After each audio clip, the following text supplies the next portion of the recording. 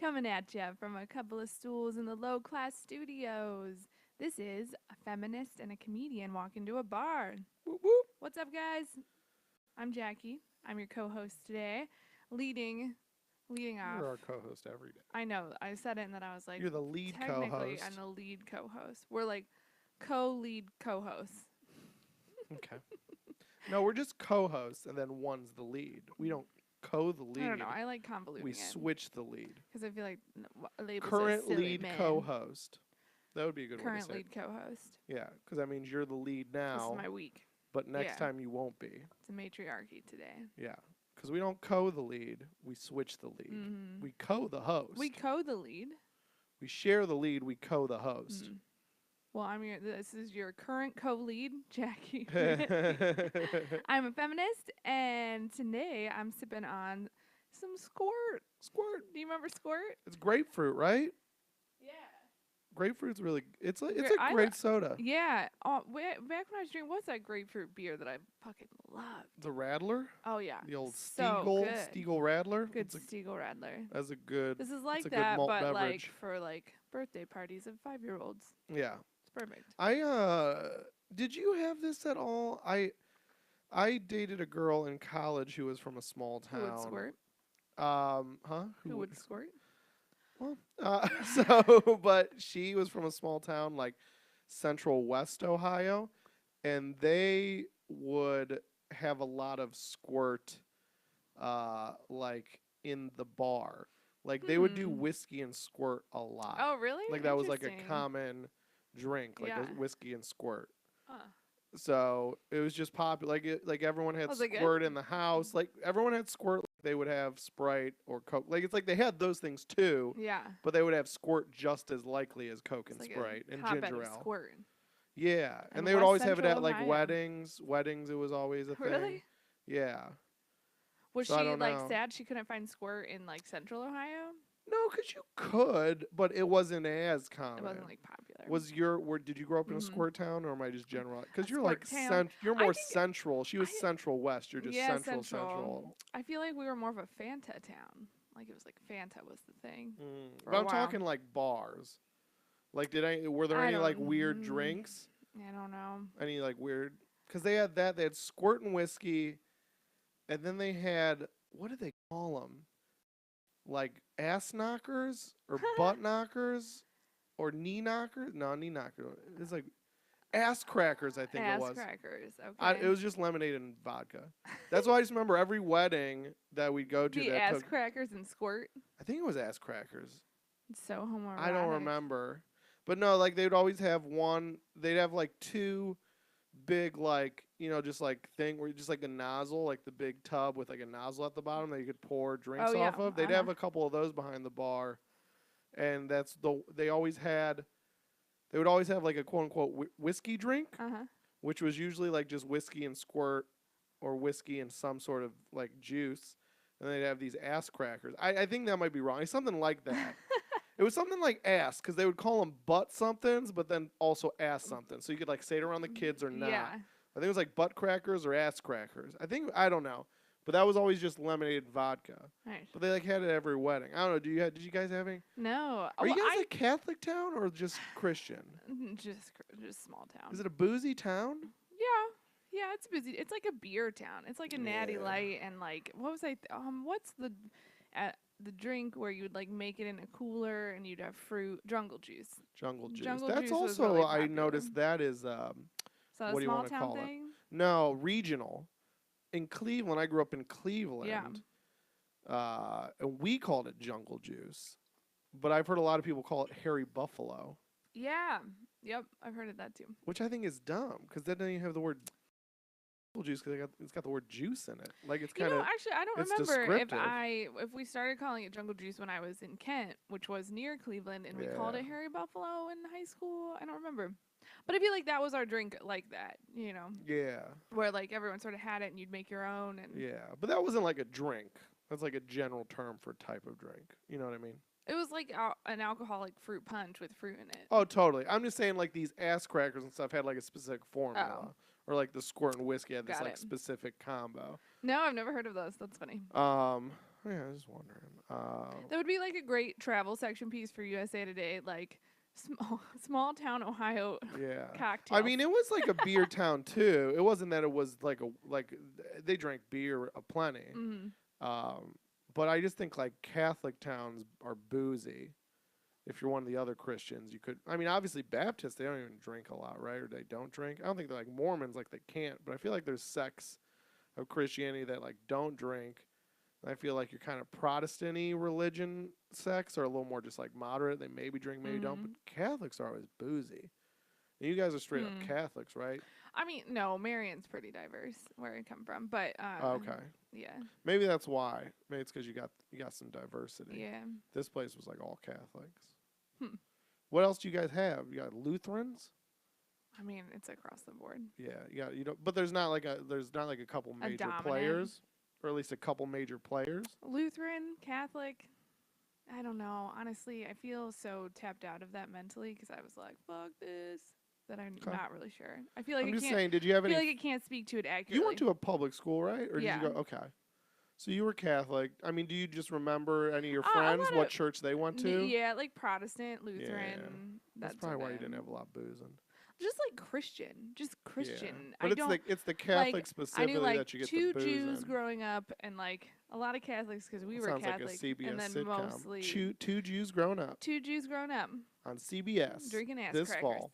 All right, we should move through these intros. They're going too long. And it's my fault. Justin. No, it's interesting. Yeah. Who are you? What are you drinking? Oh, who am I? I'm Justin Golak, and I'm a comedian. Come on. I'm doing the lead-in now. Good. We really are co-leading. I know, we're co-leading. That's what happens when we put a woman in charge. This is what happens when you have a fucking matriarchy. We share the duties equally. Or maybe you can't handle your duties. No, whatever. Maybe the way things are, just the natural order of biology. MRA. Oh my God. I do not ascribe to that philosophy. It's like you can't even joke. You can't even have fun anymore. I know. So like he's an MRA guy.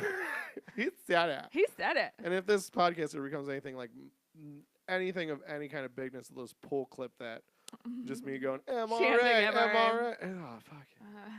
Anyways, I feel like I feel a little better now. We ended up kind of like recording this a little later on Sunday than usual, so I think we were both resting a little. But I got home around normal recording time. I asked if we could wait because I was just feeling a little under the weather. But I took some Advil. I got some rest in. I think I was just exhausted as opposed to sick.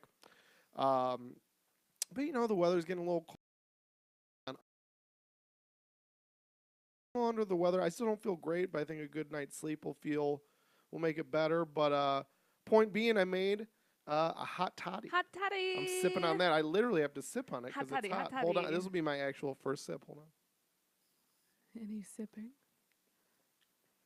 Oh, God, that's fucking awesome. What's in a hot toddy? I feel like we've done the hot toddy before. I've done it before. Oh, it's so good. When I went to the... I used to host this open mic, co-host it. Co-lead. At this bar called The Drop Lounge. And the bartender... We did every Monday, and the bartender there, Jenna, one time it was really cold out. We got like a free drink tab for hosting. And so, I'd kind of like, I usually just get Miller Lights or whatever. But maybe I'd get a little weird, right? Because I'm not paying. I got on like a vodka kick. I was trying to be a healthy boy and not get hangovers too, like low calories, low hangovers. I'd sometimes do like vodka tonics. Yeah, you always have like a little fun with it, right? You don't have to order off the menu. You don't have to worry about cost. Not talking top shelf, but meaning like, I'll take a vodka if I don't like it. Do you know what I mean? Yeah. Where you're not abusing it, but you can have a little fun with it. So I just remember once I'm like, it was cold out, and I was like, what's like a good? I was talking to Jenna, the bartender. I was like, what's a good like cold weather drink? Because I'm not even thinking hot booze. I'm just thinking like, should I get like a whiskey? Should I get like a stout? They always had a pretty good beer selection. She's like, you want a hot toddy? I was like, what's that? She's like, maybe they had like an electric kettle so they could make it at the bar. Oh, cool. All it is you just take a glass, put a little bit of honey, a little bit of lemon juice. And fresh squeezed. I use from the little thing, the little plastic thing that lemon. looks like a lemon. Okay. If you have real lemons, like they had real lemons at the bar because they have them cut for cocktails anyways. You could squeeze it and then just drop it on top of your honey, and then just like a shot. Like I just used the big end of the jigger of I mean, your favorite whiskey. They always say bourbon works better. Obviously, like a little sweetness Did would you work use good your in this. Infinity whiskey? No, but I was looking at it and thinking like I should do a hot tie with that Yeah. and do like a review, do some fun stuff with the Mm-hmm. Infinity whiskey, the Legacy whiskey. I think I'm sticking with the Legacy. What did I call it? Infinity, Oh. which is actually right. Okay. Legacy was the one I thought was a term. That's not, but I think it sounds But it's, cooler. like, stuck in Infinity your is head. one of like the 3 correct terms. You've already paved the neurons with Legacy. Well, like it makes it my thing. It's my Yeah. Legacy whiskey. But anyway, so you throw the honey, the lemon, and then a shot of your favorite whiskey on top of that, and then you just pour hot water over it and stir it. So it's literally it's like exactly tea, but with booze instead of a tea bag. Nice. And that's how it tastes. Like it tastes because like once you add the honey and the lemon and the hot water, like I feel like a good tea has a little bite, not as much as whiskey, but like it really does kind of taste like tea. And that warmth really warms you up and makes you feel better. And then the whiskey makes you feel good, especially because it's like it's only a shot. It's diluted with some water, so you sip it slower. Well, back in the day, they would serve this to children. Yeah, that's not good. But I wouldn't say like if you're actually sick, drink this. But if you're like me, if you're having one of those hard days where you're just not feeling good, yeah, and you're like, I don't want to just go to bed. I have some work to do, or I want to watch this movie. I gotta. I really been wanting to watch this. Ooh, Game of Thrones, can't miss that. Whatever, you want to stay up, but you don't have much to do. I can't miss my Game of Thrones. It could even be work. You got a couple things left for work on Monday, and it's Sunday, and like it's not hard work, but you'd rather just nap. You just gotta get it done. Just do a hot toddy. It just it really just melts the pain away, but you don't get like super boozed up drunk. And then the warmness and the honey and the lemon are really. Yeah. It's fucking. You had me at melts the pain away. It's boozy ass medicine, bro. It's like real. It's fucking real. It's so good. Awesome. All right. Well, before hold on one second. I just wanted to add, and oh god, it's like I can't get over how fucking good that is. But last time I just used some Canadian Club. I think that's the only whiskey I had on board at the time. But I got a Jameson sampler pack because I'm trying to decide if there's a new, because Jameson has they have their cask mates and their black barrels. I'm deciding because I usually have like a Jameson on hand, just a regular. I'm seeing if one of their specialties I want to bring into the regular rotation. So they have these like trilogy packs. It has a regular JMO, a black barrel, and a cask mates. And I was like, you know what? I'm gonna throw the black barrel in as my whiskey. So I was like, that probably has some good flavor, some richness. I like bourbon in this, but I don't like love bourbon as a thing. I think it's a little too sweet. Obviously, in this application that'll work, but I think I honestly think even though they say bourbon is the standard, any whiskey would work great in this. Like the Canadian Club worked fine. I think fucking Jameson, this Black Barrel one, I mean, it's fucking awesome. So, but probably use Jack or Jim or, any kind of Irish. I wouldn't use Scotch, but anything else? I'm sure Crown. I got Crown. I'll probably do Crown sometime over the fall and winter. I think a Crown one of these would be good. So, anyways, I just wanted to say that. All right. I'm 2 weeks in a row doing beer. I want to take a little time for the cocktail. You're so If there's anyone mad that I'm not doing cocktail stuff, now we got you covered. suck my dick. Okay. And then send me a pic of yours. You're always going for those dick pics. Dick pics. Jackie wants to see your tits too. Of, don't forget. All right, sorry. So we always request our dick pics at the end of every episode, which you could catch up on by subscribing to FemComPod, Feminist and Comedian Walk Into a Bar, on any of your podcast things. Apps. I was trying to say platforms, but I'm that's like, good. That's like podcast platform. Well, that's things. not perfect either, but right. Yeah, it's fine. Hey, but wherever you listen to your fucking podcast, we're on there. Yeah. Give us a download, hit subscribe, give us a review if you want. For sure. iTunes, that helps us get found. And Justin, is there anything you wanted to add? Well, as you know, you can find everything we do at lowclass.com. Low-class.com. But also, so my album came out last Friday, and so there's some more free content up on Low Class. Hour-long special, 10 track audio album.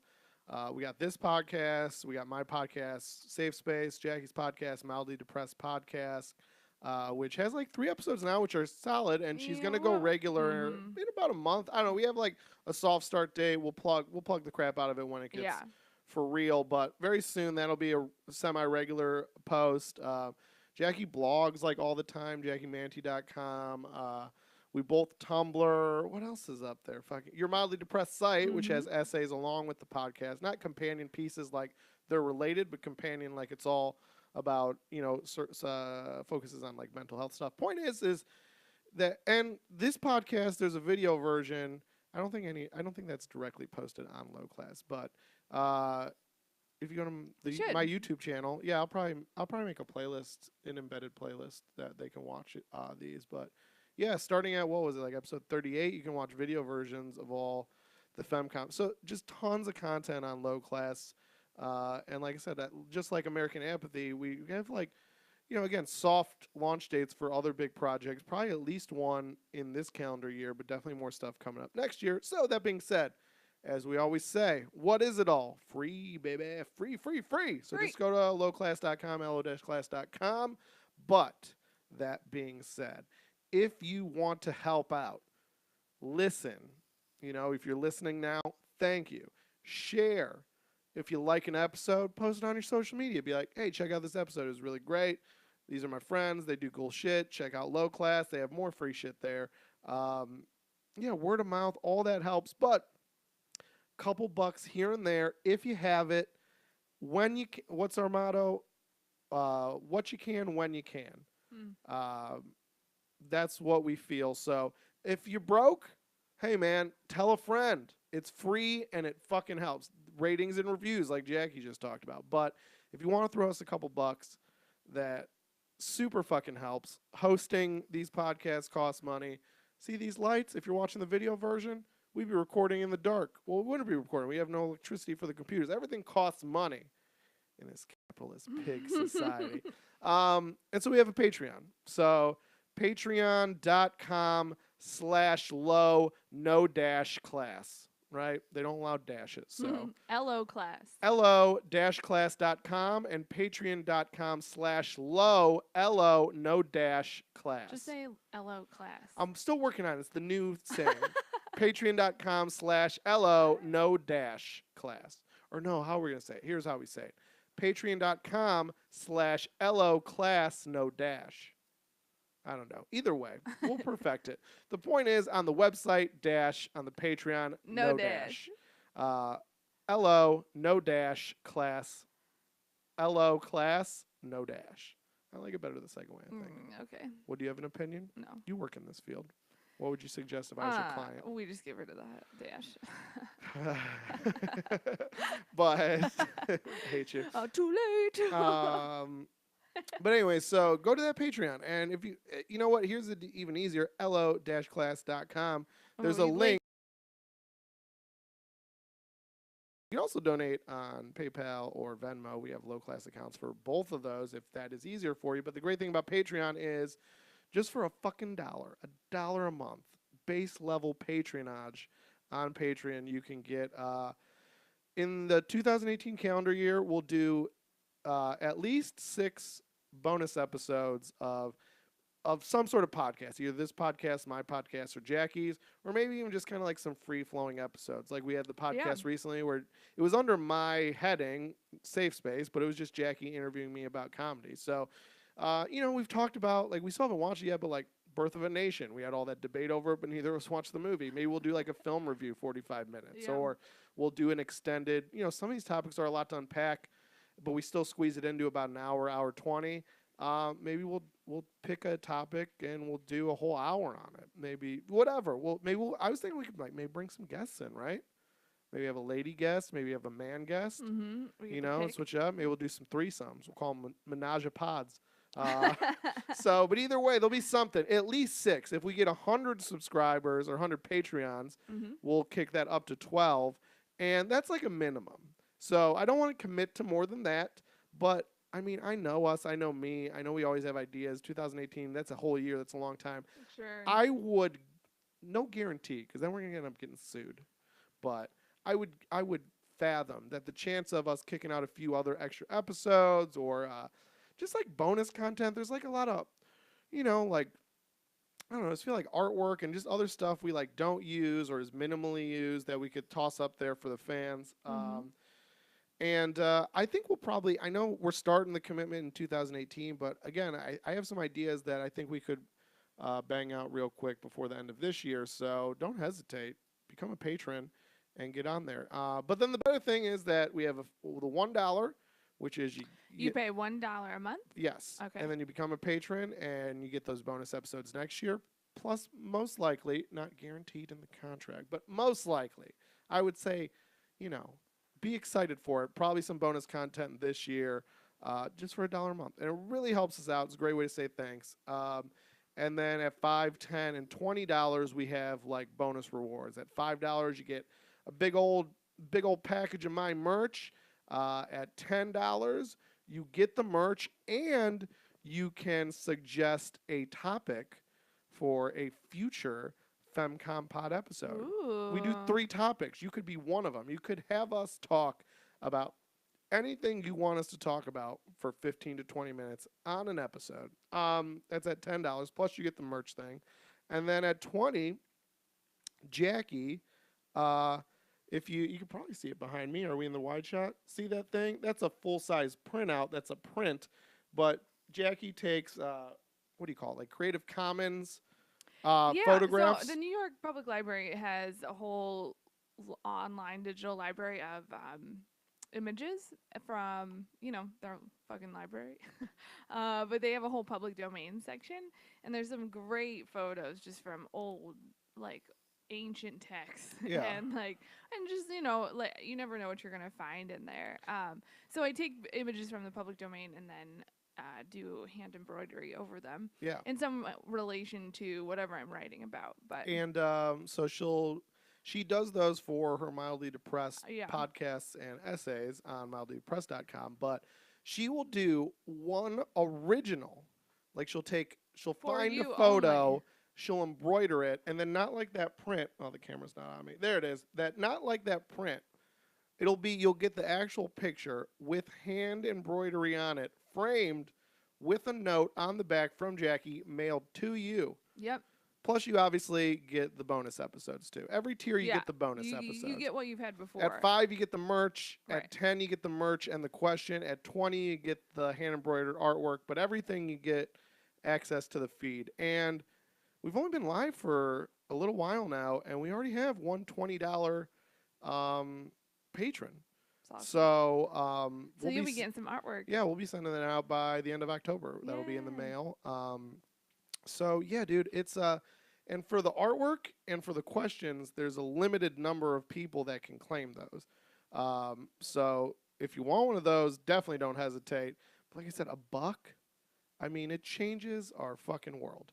And if it doesn't affect yours too much, it means a lot. So we're going to keep bringing this up on my podcast, on this podcast, on Jackie's soon-to-be Depressed podcast, but in a much shorter form.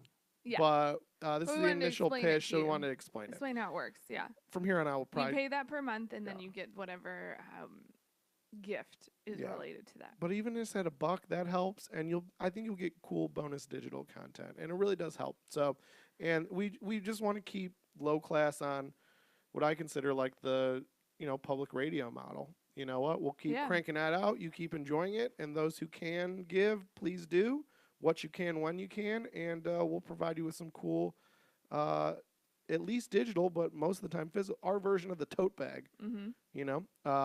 So nothing wrong with the tote bag. Nothing wrong with I think we do a little better. No offense, NPR.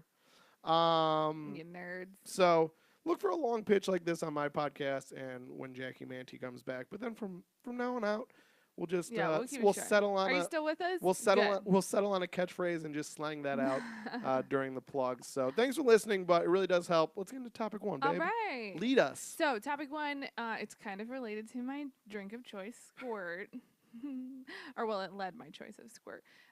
Hugh Hefner, the founder of Playboy, the star of Girls Next Door, the all-around gross old man in a smoking jacket, died last week in his cum-stained L.A. home. Oh, Jesus. At age 91. So I don't know. I saw that he died, and you brought up that there were a lot of hot takes on social Tons of media. hot takes. Can you explain what that was like? Because I didn't really see a lot of I that. just thought it was done. I just don't know. Like, What do you I mean by hot takes? Like everybody had a different opinion yeah, on but I it. feel even like hot take has become like a buzzword. I just don't like.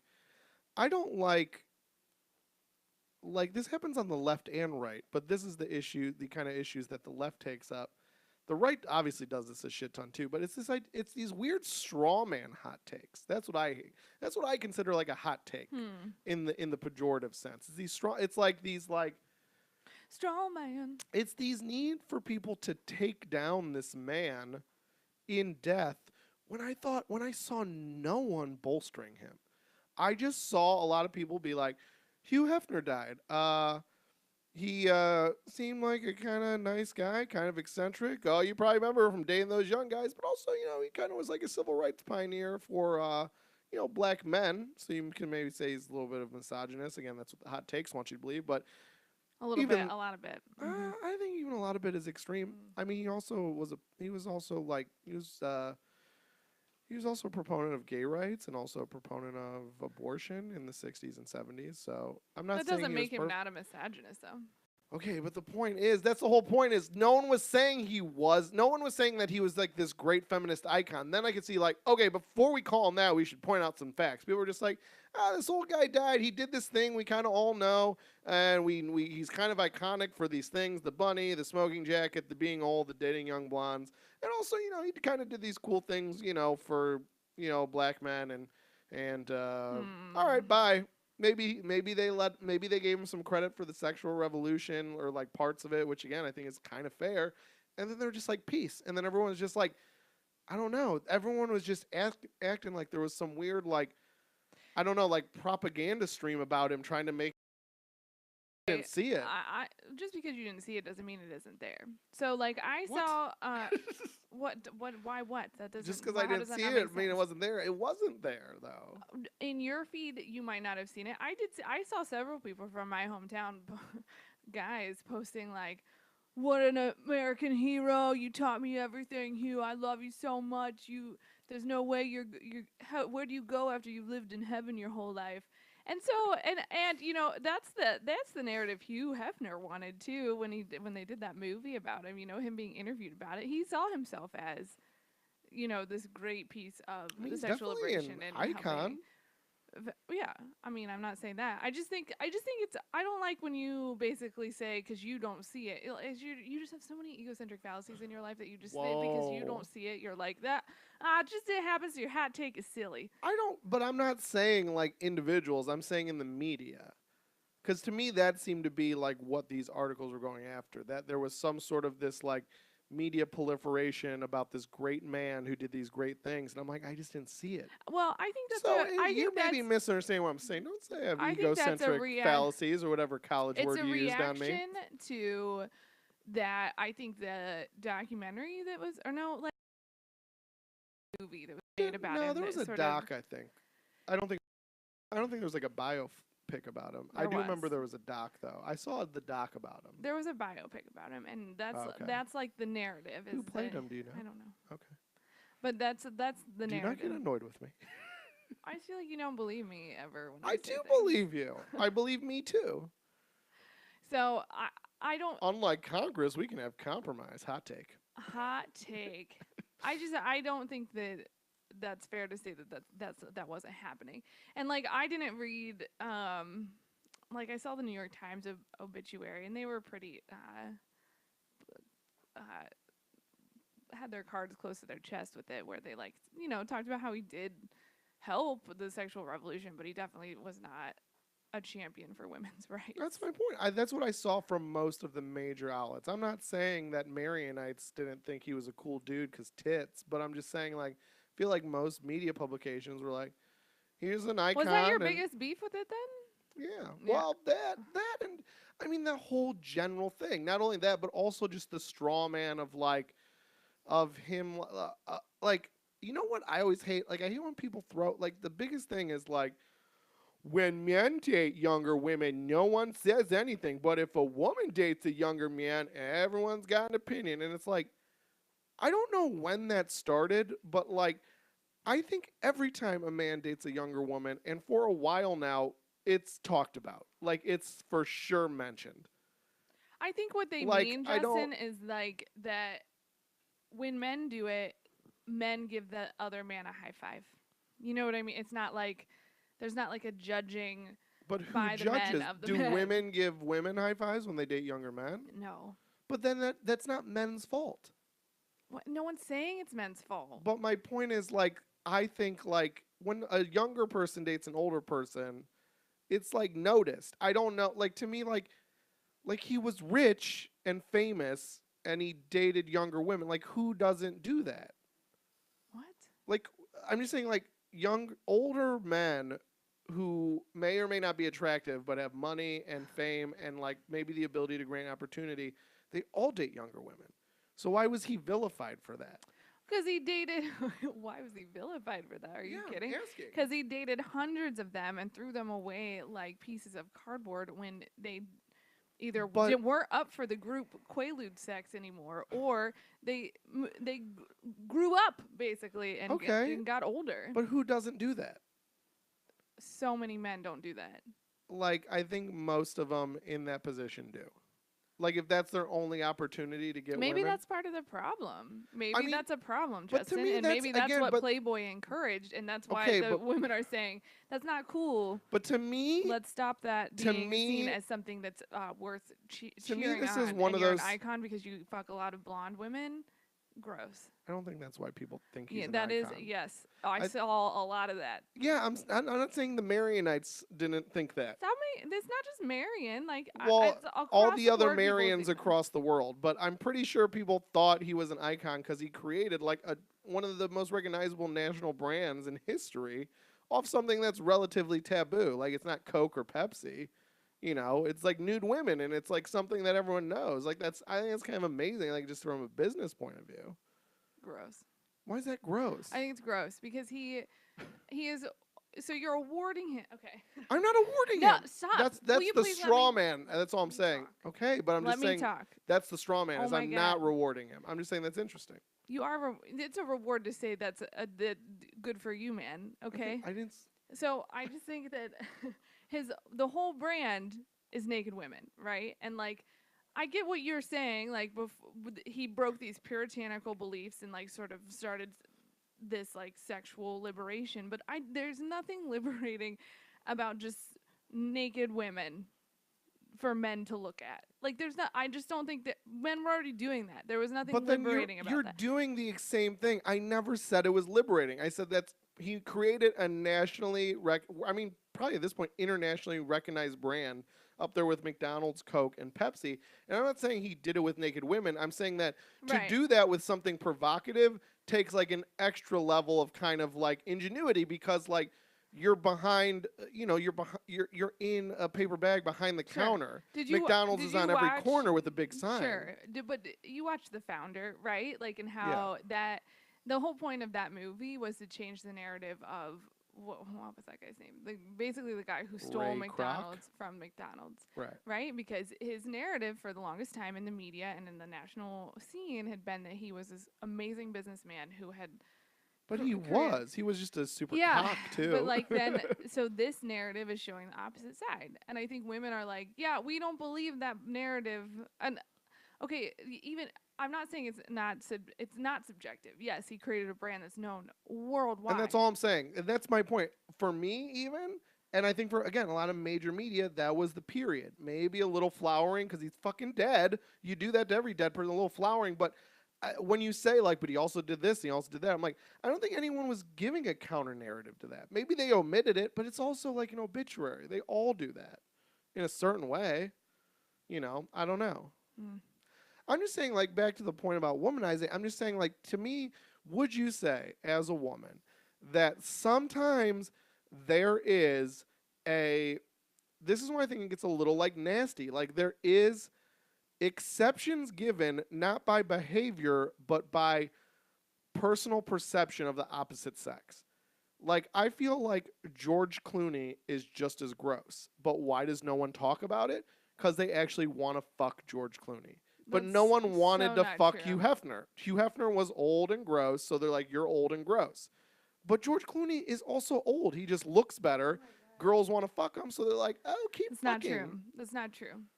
Also, George Clooney is dating an international human rights lawyer. Now, he was dating a former And WWE diva before people would that. make fun of him for that, Justin. And there's a big difference between They're not making fun of there's a him. big difference between being an old man dating a younger woman, fucking fine, whatever, versus being a man who takes credit for liberating women while shackling them to a contract where their tits are his now and dating 15 blonde women and having a lead girlfriend in the house. And when there are multiple reports from these women saying like, dude, that fucking sucked. I know it was my choice, but that sucked. And like, But if it's your choice, then that's fine. yes, I get it, but I feel like that's way more, that is deserving of way more making fun of this than George Clooney. And so people do. It's That's not my because George Clooney's But that's my hot. point. You can make fun of him. I feel like his whole life he was made fun of. Like, I mean, he had a Comedy Central roast where that was every joke, and I feel like literally that was every joke in media when he was alive, when he was doing that Girls Next Door show. It's like this old man with these young women. What a fucking crazy dude. Like, I don't feel like he got. I'm not saying he didn't get any. I'm not saying he got no reverence for that. There's definitely the talk of like, ah, look at this old guy getting these young women. Cool dude. I'm not saying that didn't exist. That for sure existed. But I think there was definitely a heavy dose of this guy's fucking kind of just this. Who's this guy? 3 girlfriends and he's 80. Yeah, kind of like there was definitely some like this is kind of goofy. He's like a goofy guy, especially in the like last 20 years of his life. Even like this guy's kind of fucking goofy. Like he's kind of like a clown shoe of sex at this point. Like he's got 15 girlfriends with a lead girlfriend. Like I don't think anyone thought that. All right, again, I don't want to say anyone, but I don't think most people thought that was cool. I think people thought it was cartoonish. But I think when you're the I think a lot of when you're people the thought founder it was cool. of a spank mag, like I think it's part of your brand to be cartoonish. I think that's where the contract. That's my whole point. I think that's where the contracts come from. I think people want to spin it to like this guy had contracts because he was trying to shackle these women and he wanted to be controlling. I can only imagine it was probably more from like, hey, I'm the Playboy founder. My brand is the ultimate Playboy.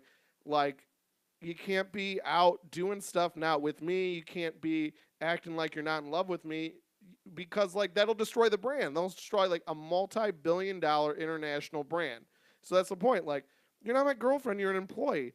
And you will be rewarded handsomely for that, but this is how we maintain the brand. That's the thing, is they weren't rewarded handsomely. Like, the first issue of Playboy had photos of Marilyn Monroe that he basically bought for $500. She got paid $50 for them. But so she had them taken under the assumption that they would never be used, like on that kind of level. He tracked them down, found them, and put them on the cover of Playboy and got a lot of money out of it. Hold on.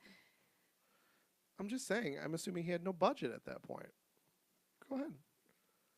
I'm just saying. I think Playboy's disgusting, and I think that the body ideal and how much it hurt real women under the guise of being liberating to them and to their sexuality was hurtful and hurt a lot of real people, self included. Fuck Playboy. I hated the way Playboy. I hated that there seemed to be growing up. There seemed to be 2 options. Either you were a liberated gal who liked sex and had sex, or you were a fucking prude, right? There was no in between. And so the one side had Playboy, the other side had church. And Playboy was like, you had to look a certain way. You had to be tan, blonde. If you weren't blonde, you had to have some other thing going for you, like you had huge fake boobs. That fucks with little girls. And like that really was, I mean, I think it's different now because fucking feminism, hell yeah, we have changed the fact that, like, love your body no matter what. But like that was Thanks, Dev. Thanks, Dove. So you're saying Dove's better than Playboy?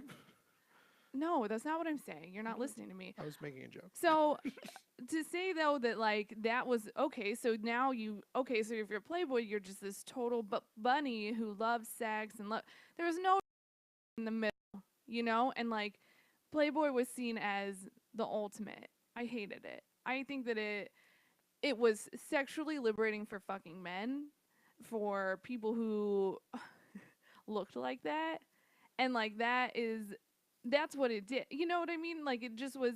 So then if you're not falling into those very strict lines that he set up, you're not a sexual being. I don't get it.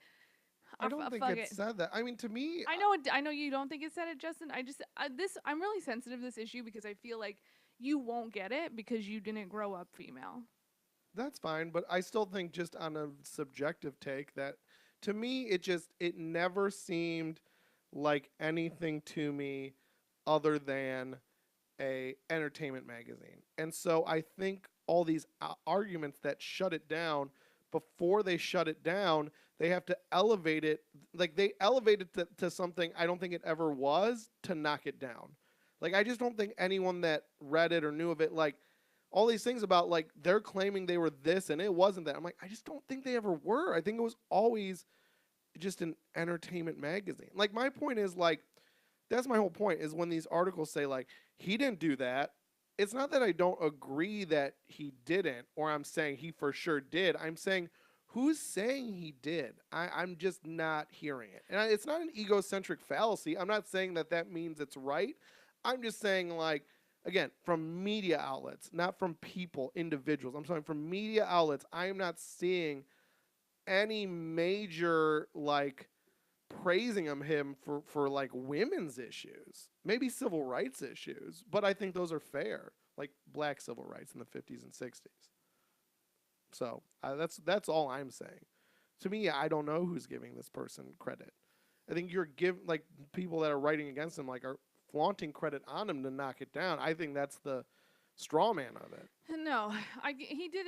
Well, who was his interview? His interview with Vanity Fair before that documentary came out. He essentially said like he was all about shaping stories. That's what Playboy was about, right? That's what the brand was about, shaping the story. That's the narrative he wanted. He brought about the sexual revolution. He was the godfather of that for America.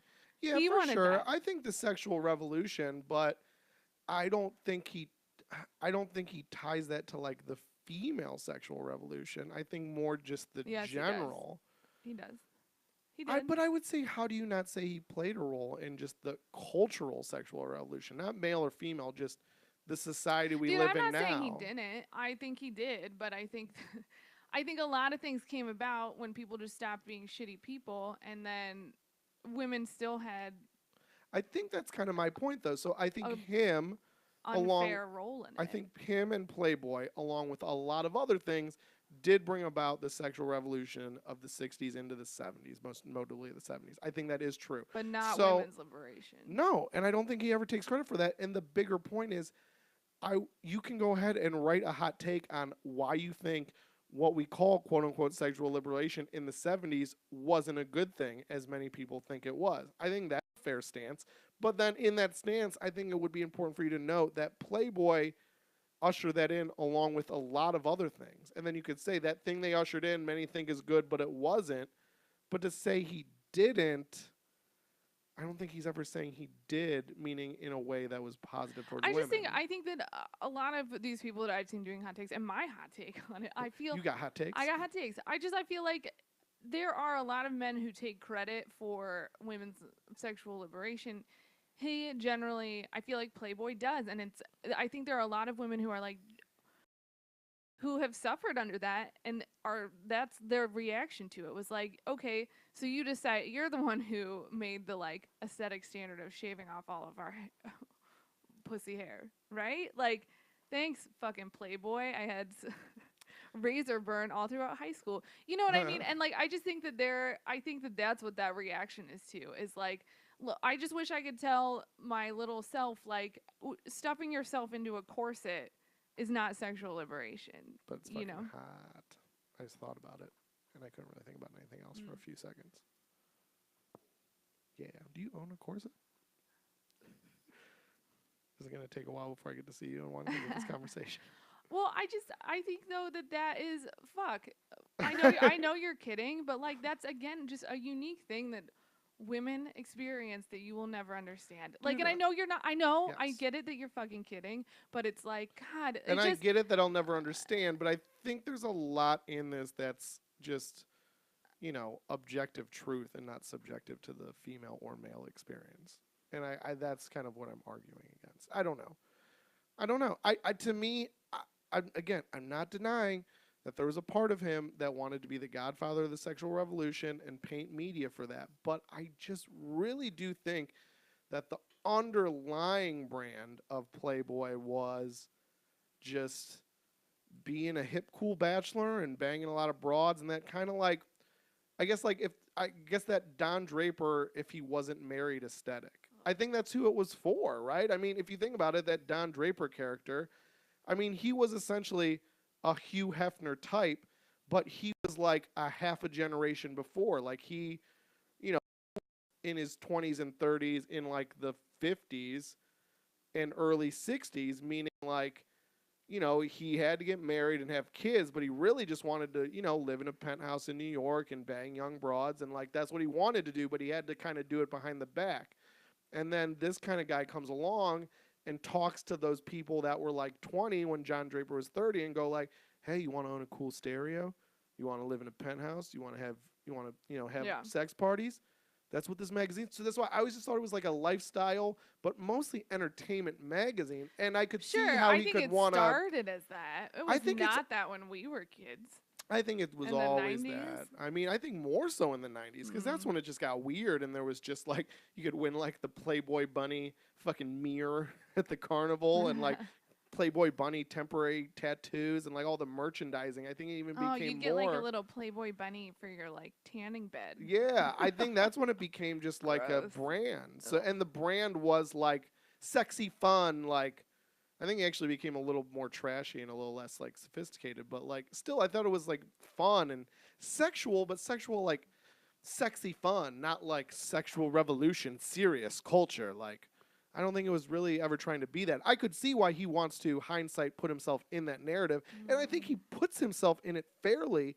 And then again, I think the fair thing to do is to go, hey, that sexual revolution he and other people were a part of wasn't as good as we maybe rose-colored glasses think it was. I think that's a fair hot take. But just to say he set out to do bad things and that he has bad intentions and that for some reason, him dating women that are younger than him is gross, but we give tons of other celebrities, men and women, mostly men, a pass. I think is weird. The quote unquote hot takes that I read were not about him dating younger women. It wasn't about that. In fact, I saw a lot of that defended his right to do that and to sleep with as many fucking women as he wanted because he said he slept with thousands.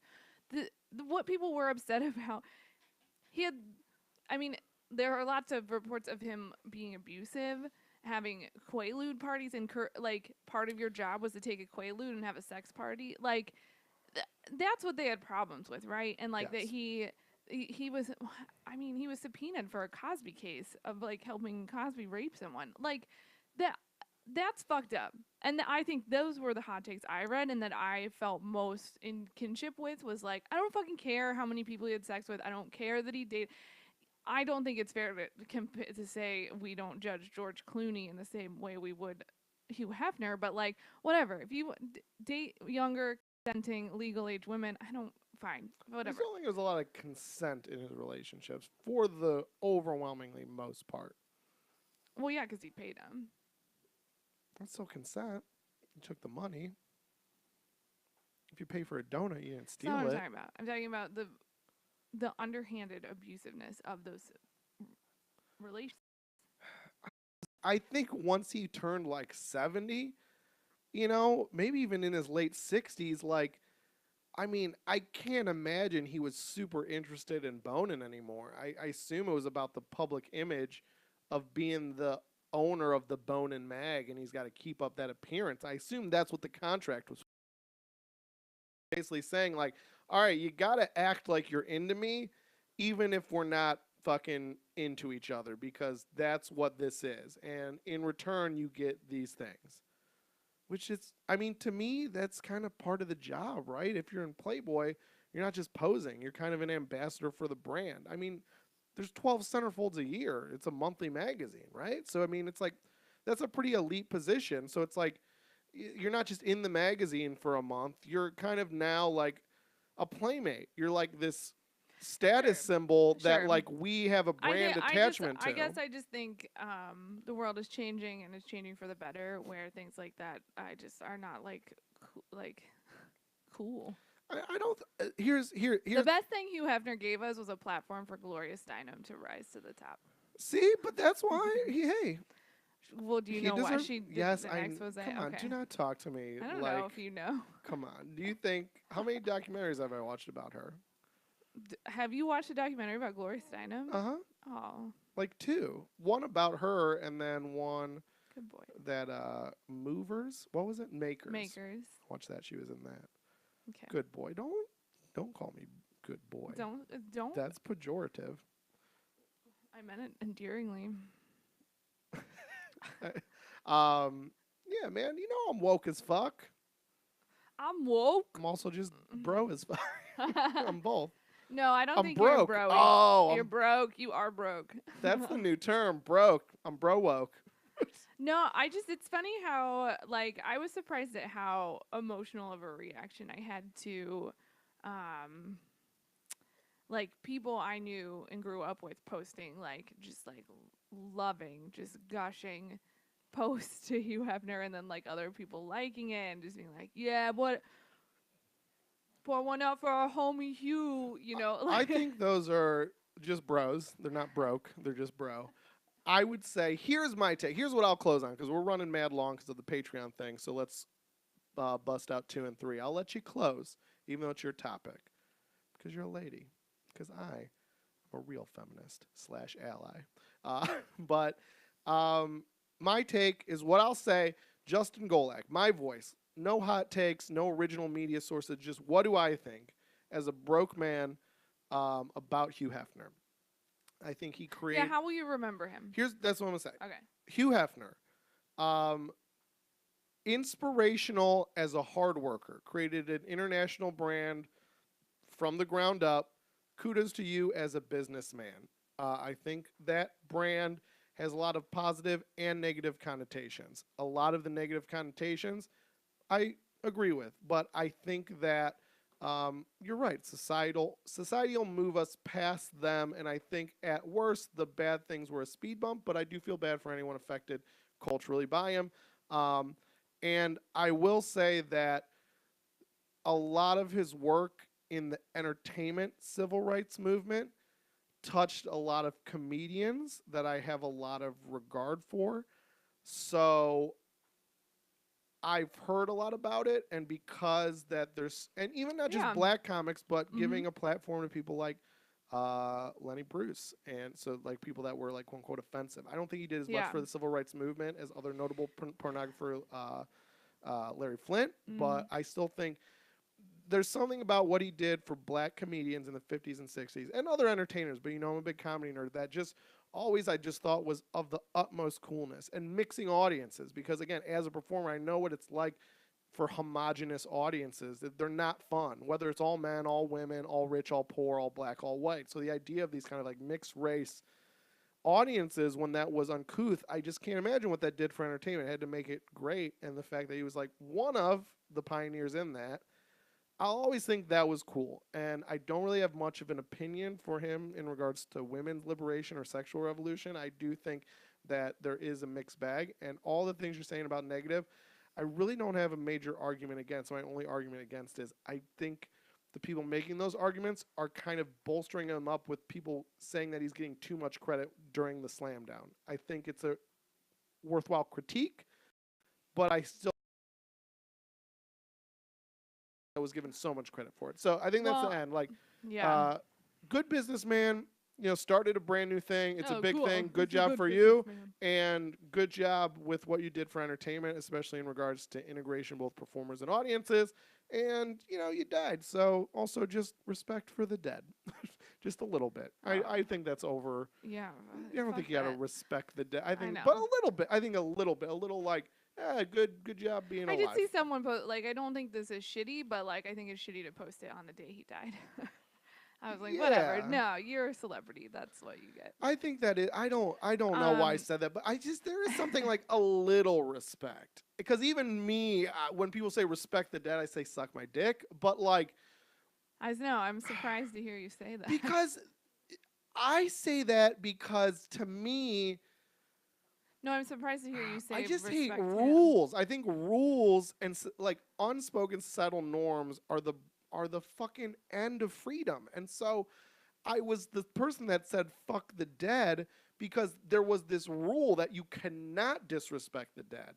And now it seems like there's almost this unspoken rule of as soon as someone dies, as soon as they're here to not defend themselves, it's more than not defend themselves. No, it's more people forgot who the fuck Hugh Hefner was until he died. I just think like, oh, yeah, here's a better way to say it. Okay, here's how I feel. This is literally how I feel. This is a better way to say it. Respect the dead is stupid. Don't respect him. My point is, if you felt this strongly, where were you a year ago, 5 years ago, 10 years ago? I think a lot of people, and you're going to say, like, no, people were saying this. I'm not saying nobody. I'm saying a lot of people waited till he couldn't defend himself to shit on him, and I think that's cowardice. So don't respect the dead, but also don't be a little fucking coward. I have no respect for cowardice. I think a lot of these articles were ultimate cowardice. I think you're reading that wrong. I think that people just didn't think about him, and then he died, and it was like, oh yeah, fuck that guy. Because here's the thing, in those 10, 15 years that you're talking about, we've changed so much.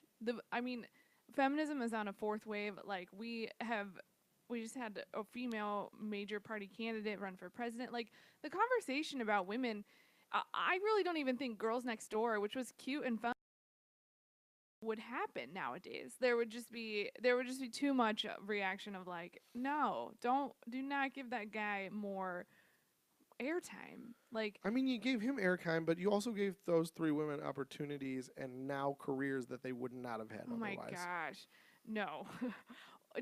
Holly Madison wrote a book about how she would, if she could go back, she would do it. Wilkinson, whatever, she has her own TV show. I thought this was my turn. Sorry. Just saying. It just makes me mad. You're like, I'll go, and then you can go, but also I'm going to interrupt yours the whole time.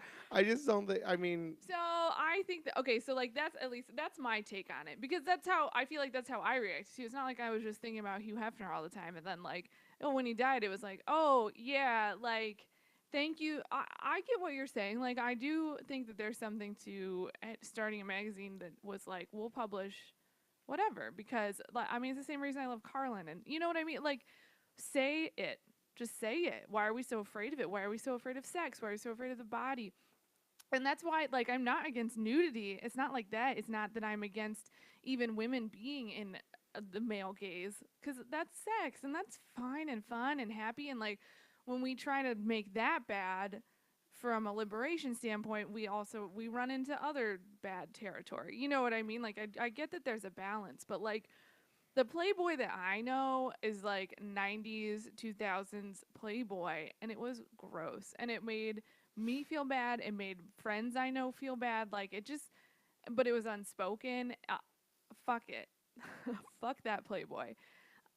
So, bye, Hugh Hefner. I just think the world has changed so much because of what he started, you know, but like then it kind of got passed in the hands of when women started to have a bigger voice in this country and say, this makes us feel bad when like this is what men consider beautiful and it's only a certain, like a very strict body type, like that kind of hurts our feelings. Like, so it's more like, I'm not trying to shut it down. Sure, let it be there for people who are interested in that and like want that kind of sex, want that kind of body, want that kind of person.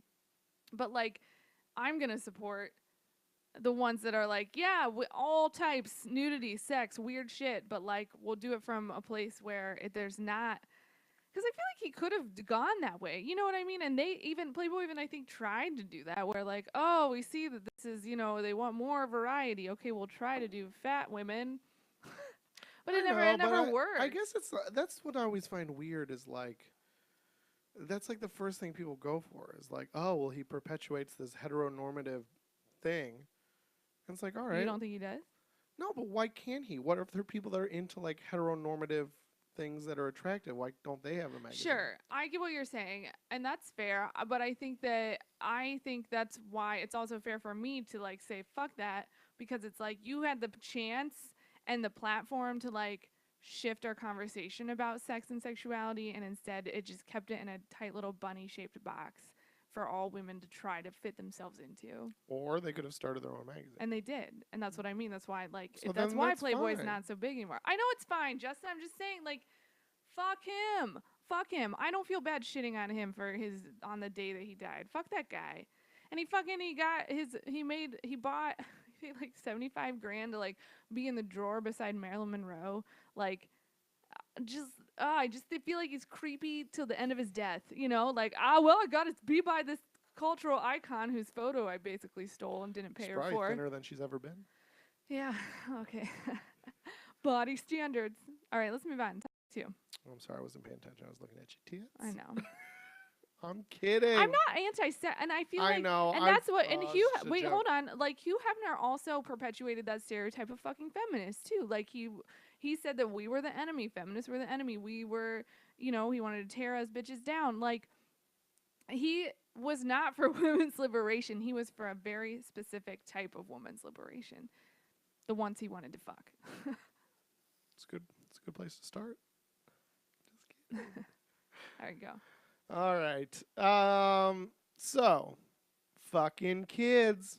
Not fucking kids. Fucking kids. So, all right. Well, we started off. Fucking comma kids. Fucking kids. That still wasn't enough pause. Fucking kids. So in Des Moines, Iowa, hometown of winners to be sure, a mom from Johnston, Iowa. So I guess Johnston must be a part of Des Moines, or maybe the story just came out of Des Moines. I don't know. I don't really know how to read. So basically, this lady, a mom from Iowa. I'm gonna say that. It's a lady. She was arrested on Thursday. So it's been like last week. She left 4 kids home alone and went on a trip to Germany. So the kids are, there's 2 12-year-olds. And a 6 and a 7-year-old. So I don't know if they're all biologically hers. I guess you could have two kids the same age, They're right? twins. Oh yeah, I'm such a fucking idiot. No, I think you're just so far removed from children. Well, I think they would. Here's the sentence: 2 of the kids are 12, while the others are 6 and 7. Well, why wouldn't they just say like twins? Yeah, there were 2 twin boys, age 12. The other 2 were 6 and 7. Yeah, I'm pretty sure they're twins. That would make the most sense. I'm fucking stupid. But you could have. They did word that weird. No, you couldn't do it. They did word weird. It's weird. 9 months apiece. That's 18. You can't do it. Anyway, so, the Department of Human Services took her fucking kids. She's in jail. So they basically like called her on her trip, right, and said, "You gotta come home." Yeah, I guess someone called the cops and said it seems like these kids are home alone or there's a whatever. Unsupervised. Yeah, and the cops went. They're like, "Where's your mom?" Like, she's gone. So she left as a gun though. Yeah. She like left a handgun in her room, right? So anyways, here, let's do some math. So she's got 4 kids. How many? It doesn't say. Here's the let's play the guessing game. How many dads do you think involved? That doesn't fucking matter. How many dads do you think involved? I don't care. I think 2. No, actually, I read a story and it was her husband. They interviewed him, and so I think they're all his. I think it even said they're all his. That's really judgmental of you to assume she is. Oh wait, they did leave her a gun. Yeah, that wasn't even a joke. I forgot about that part of the story. Because she got charged. She left the kids a gun to defend themselves with. Yeah, because that was part of the charges. Is that's against the law to leave a firearm to make available a firearm to someone under the age of 21. Under 21, interesting. So she's 30, which means she had her first 2 kids at 18. So here's what I'll say. Let's not shit on poor Erin Lee Mackey too much, but let's shit on the idea of the broader topic, even though I do want to try to get through this topic quickly since we're running long. But is it too fucking easy to have kids in this country? Now, I do not want to go to China where we mandate people have just 1 kid because that is authoritarian. That's the antithesis of freedom. But I do believe it's the antithesis of choice. Yeah. I do believe in a good, free, democratic society that incentivizing and de-incentivizing are totally, as long as they're reasonable, are totally acceptable and reasonable, and I think oftentimes necessary tools of the state to help push along, human foibles that are better accentuated to the positive through, like I said, like incentivizing, de-incentivizing. Doesn't take away your choice, but hey, if you want to do one that it looks like will make society better, we can help you out. You don't have to own solar panels. You don't have to own a hybrid car. You don't have to do all these things, but if you want to, we think it makes the world better. We'll give you a tax so like break. the juice tax, we now get taxed when we buy sugary drinks. Yeah, that's part of it. Yeah, I mean, I think taxes like that are a little bit more scammy, but Yeah. I think there is a fair enough argument that, hey, 'Cause free I mean, country, like, if you can what buy you're your saying juice. is like you could tax parent stuff. I wouldn't even say tax. I would just say that Yeah, like what do you mean by de-incentivize? as soon as your kids turn 4, you could send them to school, which is basically just government-funded daycare for 14 years. And then you kick them out of the house after that. Then they're no longer your legal responsibility. So you're pretty much given government-run, government-financed childcare once the child turns 4 or 5. You get that for 14 years. And when you're pissed about it, you just go yell at the teachers, yell at the school. They're failing my kids. It's not my fault. I just had this kid, and now it's your fault. Now it's your fault, state. It's your responsibility, state. If you're getting government benefits, you get more benefits when you have kids. You get tax breaks when you have kids. Everything encourages the having. My point is, if I have a job and I'm making $1,000 a month, and then I have a kid, my own choice to have a kid, I can't go to that job and be like, I should get $1,200 a month because I have a kid to take care of now. That's your fucking choice. You make this amount. This is what you're worth. If you're getting $1,000 a month from the government and you have a kid, they'll give you more money. Where what they should say is, you get $1,000 a month to do with what you want. You can do this, you can do that. And if you have a kid, you got to do less of the other this and more of the that, which is the kid. I don't understand tax breaks.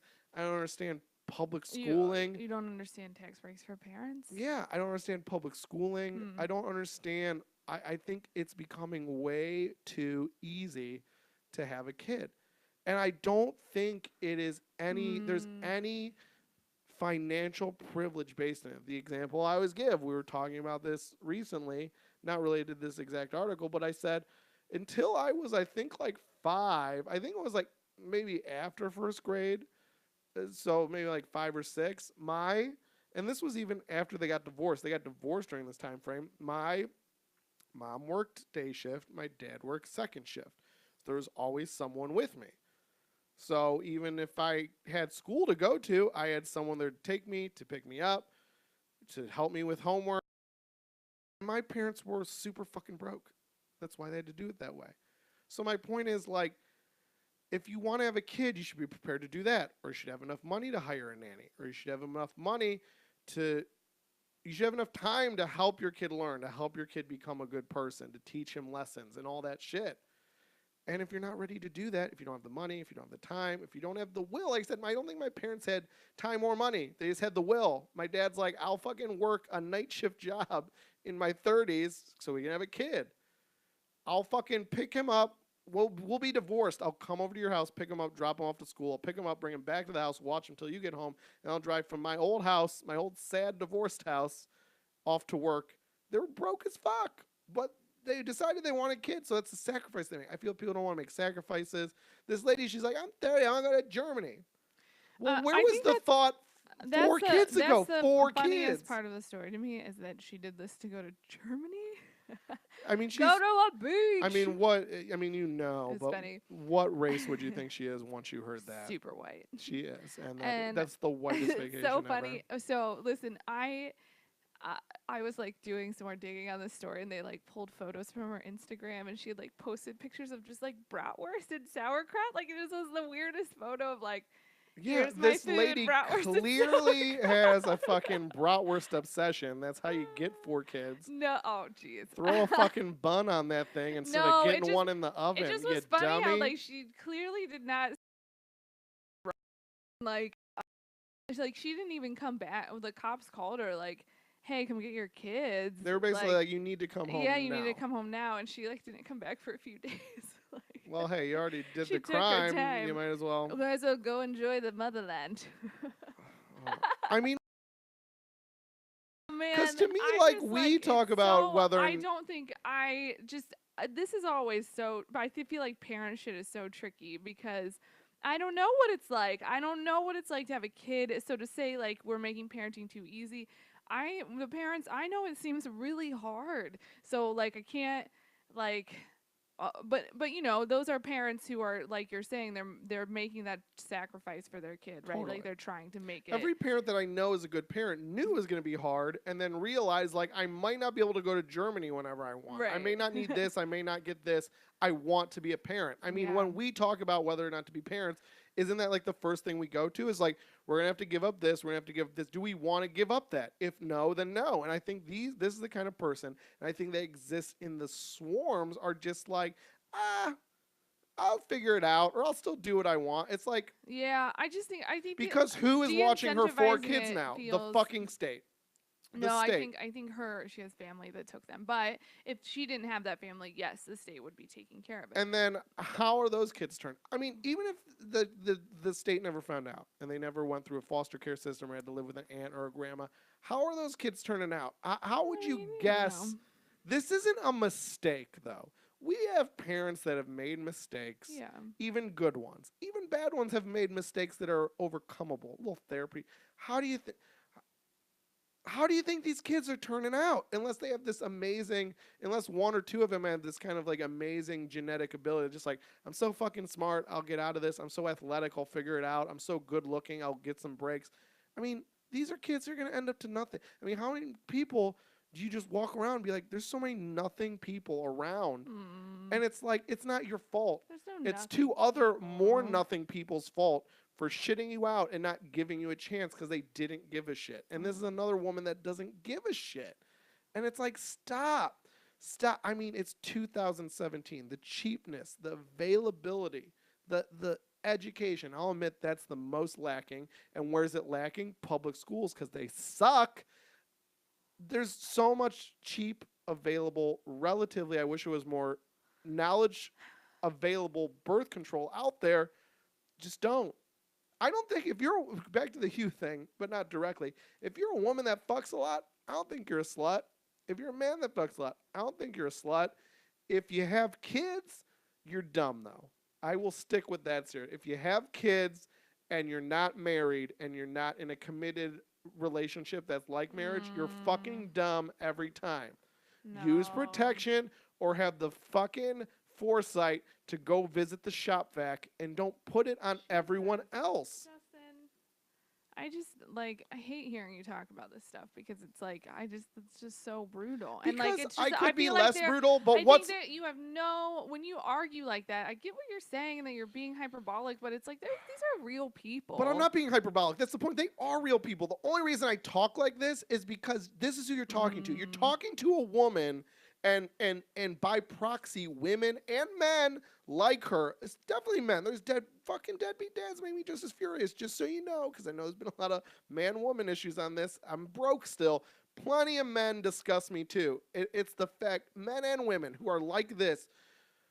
How else would you talk to someone that would leave 4 children under the age of 12 with a gun and then go away, like another country? Not, I'm going to go, me and, like, we're going to go out for the night. I mean, people get busted for that. Oh, we're going to go out for the night. Yeah. Oh, like if she was like caught clubbing while her kid, I wouldn't be this pissed. But what's cruel? Me saying like, lady, it's Iowa. It's not Texas. Dude, Justin, there's abortion available. There's birth control available. You're not in the Bible Belt. Okay, but like for you to say that people who have a child outside of wedlock are stupid, I think that that's so offensive. And like, I think not the fucking situation here. Like, I think they're mostly stupid. In fact, I think because I read an interview with her ex-husband, so she probably was actually in wedlock. So like, fuck your judgment of her. Like, she was married when she had these kids. So like.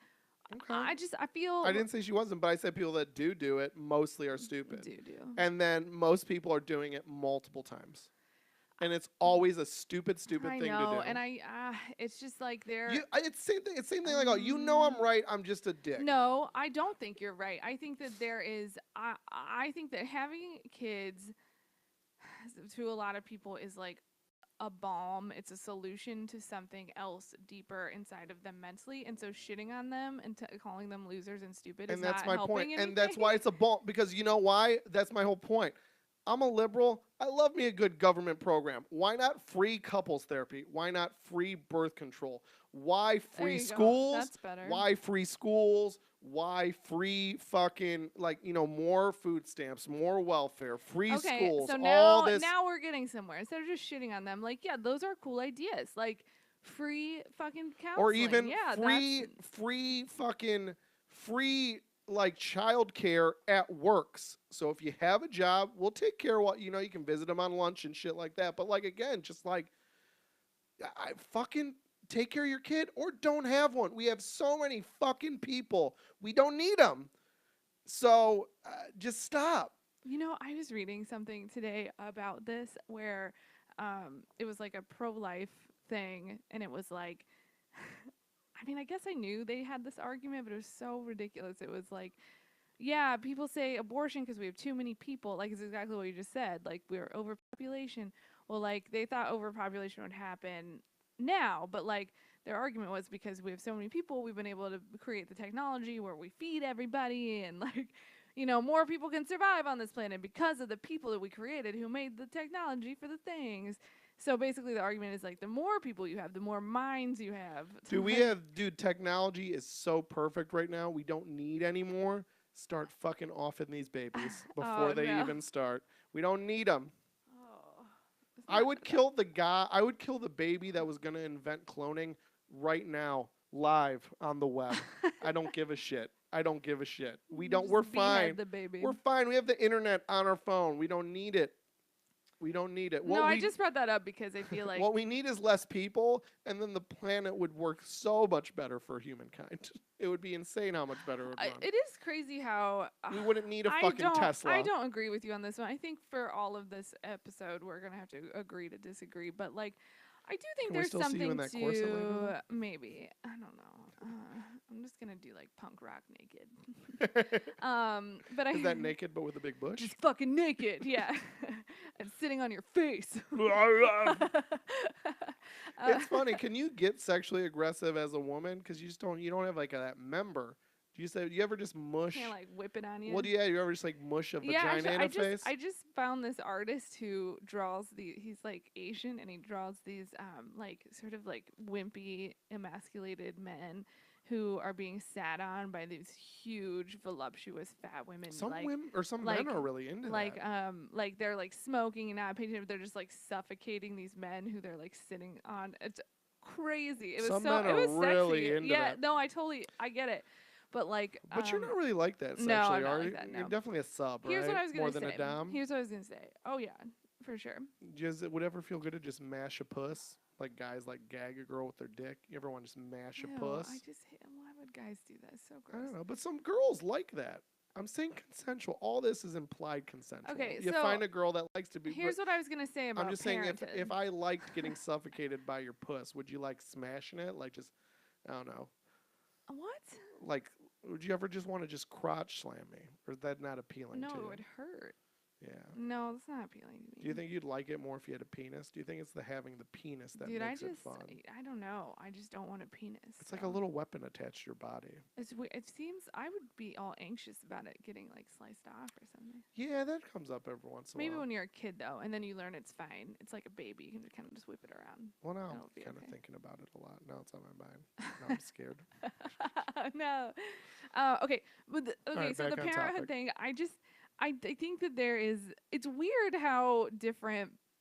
I really do feel like I'm a person who lives in two worlds, like small town mindset, which I love. I don't love the mindset, but I love the small town and city life. Yay. And the ideas of parenting and like what a parent is so different. It's just striking to me how differently these communities look at parenting and parenthood. Like, I mean, there's obviously universal themes, right? And right. everlasting love and moon and back, baby. Did you say like moon and back? Yeah, that's like I love you, the moon and back. They all say that. It's like I don't think it's a book. But anyway, so like it's Books, I just news. I'm assuming Des Moines, is that a big town? I don't know. It's just For Iowa. I don't know how to talk about it. I guess it's just like there's a weird I just try not to judge people like this woman. I mean, this was shitty. I'm not saying like this she shouldn't have gone to fucking Germany of all weird places, but like should not have left her kids alone. Yes.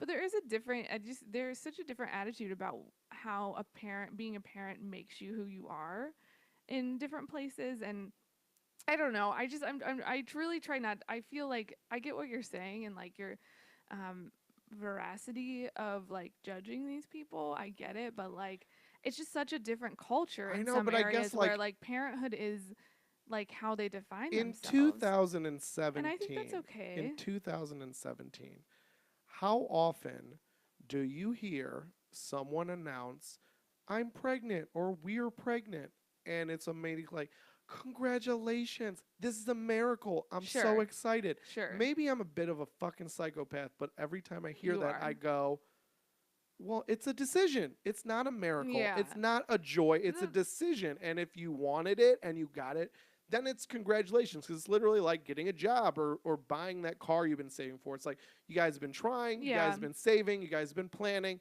and you wanted this, and you built a relationship and a home. There's Sure. financial, emotional, and structural things in place for this kid, and then you wanted it and tried for it. You got it. Congratulations. On that level of achievement, congratulations. But just you fucked and made a kid. It's the literally easiest thing to do. No, it's not congratulations. You know, it's just not the same thing. Like, again, you saved up, you bought the car, congratulations. I know you wanted that. You saved up for it. You clean out the garage to make space for it. You put in overtime hours, congratulations.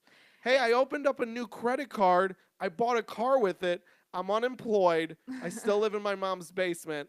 It's probably going to get repossessed from me in 6 to 8 months. Congratulations. No, you're fucking dumb. You're fucking dumb.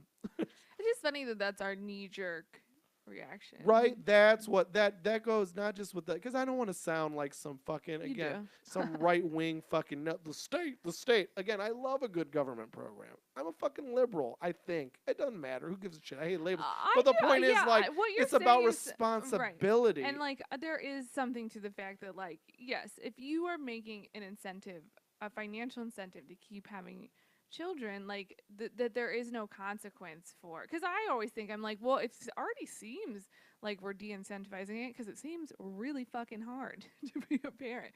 That's enough for me to like wait. But yeah, if you've already had 4 and you're like, well, let's just add a 5th one on because the state's gonna pay me.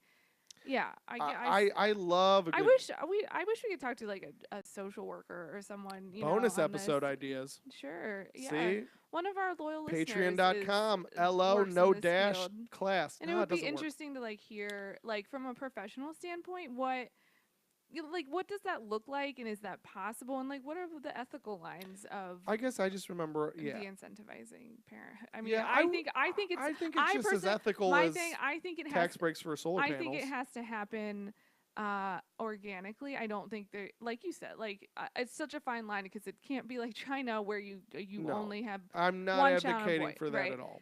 But like, yeah, but I do think maybe we have swung too far where if they are getting And you know where it all comes tax break from you know where every kid they have. You know where it really fucking comes from too? Is fucking just all these it's fucking racism. That's all it is. It's racism disguised as nationalism. Every time you always hear, as soon as a country gets industrialized, the birth rate goes down. As soon as a country gets industrialized, the birth rate goes down. So you have all these countries like Germany and Britain, not so much in America yet because the fucking Des Moines bitch, but like, and all the people like her, but like, it's the idea that like, you then have these countries have these kind of PSAs and kind of government funded campaigns to try to get people to have kids again because the birth rate is going down. Sometimes it's actually like below the death rate, meaning like the population's declining. And then the thought is always like, not like that the world needs more people, because we absolutely do not, but the idea is like, many people. well, then there'll be, I mean, the brown people are making more people, and if Germans stop making people, if British stop making people, there'll be less people. I have heard that. I've heard that from a family. I've heard a family member say, Well, we need to keep up with that. So that's the point. It's That's gross. crazy. It's gross nationalism. That's really all it is. And the fact is, India and Africa and all these other countries are going to go through the same thing. First of all, they're having more kids because more of them fucking die. And as soon as, if we just, again, used government money to actually bolster other countries and get a world economy where people don't have to fucking suffer in these places, then guess what? They'll also start having kids, and we can maybe get this death rate at like a comfortable, positive fucking equilibrium instead of just fucking sucking resources out of the world for just swaths and swaths of nadas. Okay. Well, my last thing on this, I saw a comment on one of the stories where it was a guy kind of defending her, saying like, well, in some communities, this is a fucked up argument because there are child brides at 12 in third world countries, but like his argument was like maybe they live in a part of the world where like culturally the 12-year-old knows how to use a gun. They know how to, right? I know. And so that I call bullshit on that because if that had been a black family on the south side of Chicago and the mom had left him a gun, yeah, you're right. They might also know how to use a gun. And like, but that's not what you mean. But like I would never have. I mean, I can't say I didn't see that story, didn't see that comment, but like you would not fucking find that comment on a story about a black woman. Right. Well, that's also I was gonna say that's another easy guess the race. Guess the race of the guy that made that comment. Right. Yep. Wait. German. German.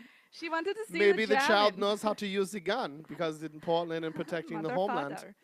The homeland. Father. I don't know. I watched this Frontline about public housing, on PBS, and yeah, it was literally like it was back to back. It's this way of like you can be liberal and you can be sensible. Like you can be pro government programs and realize that like there's limits. Smart way to do. There's an economic and logical way to be caring and empathetic. It doesn't have to just be eternal, unforgiving, or unconditional love for the public, but it also doesn't have to be just cruel economics. There can be a marriage, and it was like literally they were just doing profiles. These are all the people that use public housing, and they were just like these are the people on the wait list. They've applied and they're hoping to get a spot. I don't remember exactly what city it was, but it's this young woman. She's probably like in her mid-20s, and she's like, I just got accepted into college. Right now I'm living with my mom. I'm hoping to get this place. Then I can actually have my own place. It'll make studying easier. I'll be on a bus route. I don't know, just all this shit like, and then I could get a job and I'll have all this stuff's easier if I get a place. I just don't have the money. I grew up super poor. My mom, I don't know, probably some drug thing. I don't remember her exact story, but that's the premise. My life was hard, but now I'm in college and I just need my own place. If I could get one from public assistance, that would help me out so much. And then the next, and I was like, that's beautiful. That's what I want my tax money to go to. I'll give you money out of my pocket for that woman today. I'll Patreon her. I'll give her $1 a month. You know what I mean? Not much, but I'll do what I can. But then the next cut was this woman outside of her van in a Walmart parking lot going like, same thing, 25-year-old woman. Both of them are black. So again, like in experiments, right? Everything's equal except one thing. They're both the same age. They're both the same race. Both live in the same city. Both have the same needs in terms of housing. This other one had 6 kids. And they had the fucking gall. I mean, I don't know her exact age. She looked like late 20s at the latest. And her thing was, again, because it's fucking PBS, it's the whole like, they just let her tell her, I have 6 kids and I don't have a place to live. We've had to live in our van. I need this house. And it's like, you fucked yourself irresponsibly into a debt you can't overcome. And I can't believe that you and this other woman, same race, same age, meaning you're the same generation, probably grew up under similar circumstances in the same city, under similar conditions. I mean, I don't know. Sometimes it's luck of the draw. Sometimes the genetics you were born with. Maybe there's 1 or 2 incidents that frayed you off a different way. I don't know. But the point is, maybe you were sexually abused and this is maybe, but you don't know. But you don't know. And how do you know she wasn't? I don't. But my point is, I know. Yeah, but the point is, because it's kids and not a boat you bought or a college that you turned down. There was a choice involved. There's thousands of decisions. It's the thing, but with kids, For some reason, that's a decision you and one other person made, and then had 2 to 3 months to even reverse that decision and didn't. And for some reason, that decision, for some reason, is sacrosanct. Like you can't question that decision. You have to get the support because now it's a living being. But it's a children. But it's like that empathy goes to the point of then we just sanction it. We just go, it's a fucking kid and we're not gonna let it die. So yeah, let us help you. And then it's like it sets that thing. And like I don't know. There's gotta be, and that's my whole point. Is like, no, I don't want to see those kids hurt. But before they fucking get here, can we have some education about the cost of raising a child, about the responsibility of it? Make it known that we are gonna not help you from cradle to fucking grave or cradle to graduation with this fucking kid. Even with that help, it's gonna be hard. And some fucking education in these shitty public schools while we still have them about using fucking condoms and getting the fucking church out of there, and maybe stop shutting down abortion clinics and Planned Parenthoods and start passing out fucking the little fucking copper things out on the corner IUDs. for free. NuvaRings, fucking $100. Sell them for $5 next to the Tylenol at the fucking Walgreens. Let's be fucking responsible human beings. I do get infuriated that you can't just buy. I mean, I get that it's like hormones you're putting into your body, and like you should be seeing a doctor before you get this stuff, right? But it's to go ask for permission to get this thing to put in my body so I cannot have children. These condoms put it over the counter, man. should I know. be free. Yeah. I mean, they are sometimes like that's what what I found as a single man. But sometimes it's not access. Access isn't the problem. Here's a little single man tip for you. If you don't want to walk into what I can I just this is really important. This is a PSA. I'm trying to get kids off the streets. I'm saying I'm trying to get them off the streets where they start in the uterus. Because I'm sure they're listening to this. Here's the thing. No, I'm talking to men. If you're a single man, condoms are expensive because the government isn't as bro woke as your man, Justin Golak. I'm going to take care of you. Here's what you walking to a clinic, even if they have the bowl of free condoms, that's embarrassing, right? Gay bars have condoms for free in all their bathrooms. Make a gay friend and say, let's meet up for drinks. You pick the bar. And then just have a couple drinks, hang out. He's probably a nice guy. His name's probably something like Dan. And then just take a couple trips to the bathroom, fill up your pockets. And you're in the bathroom by yourself.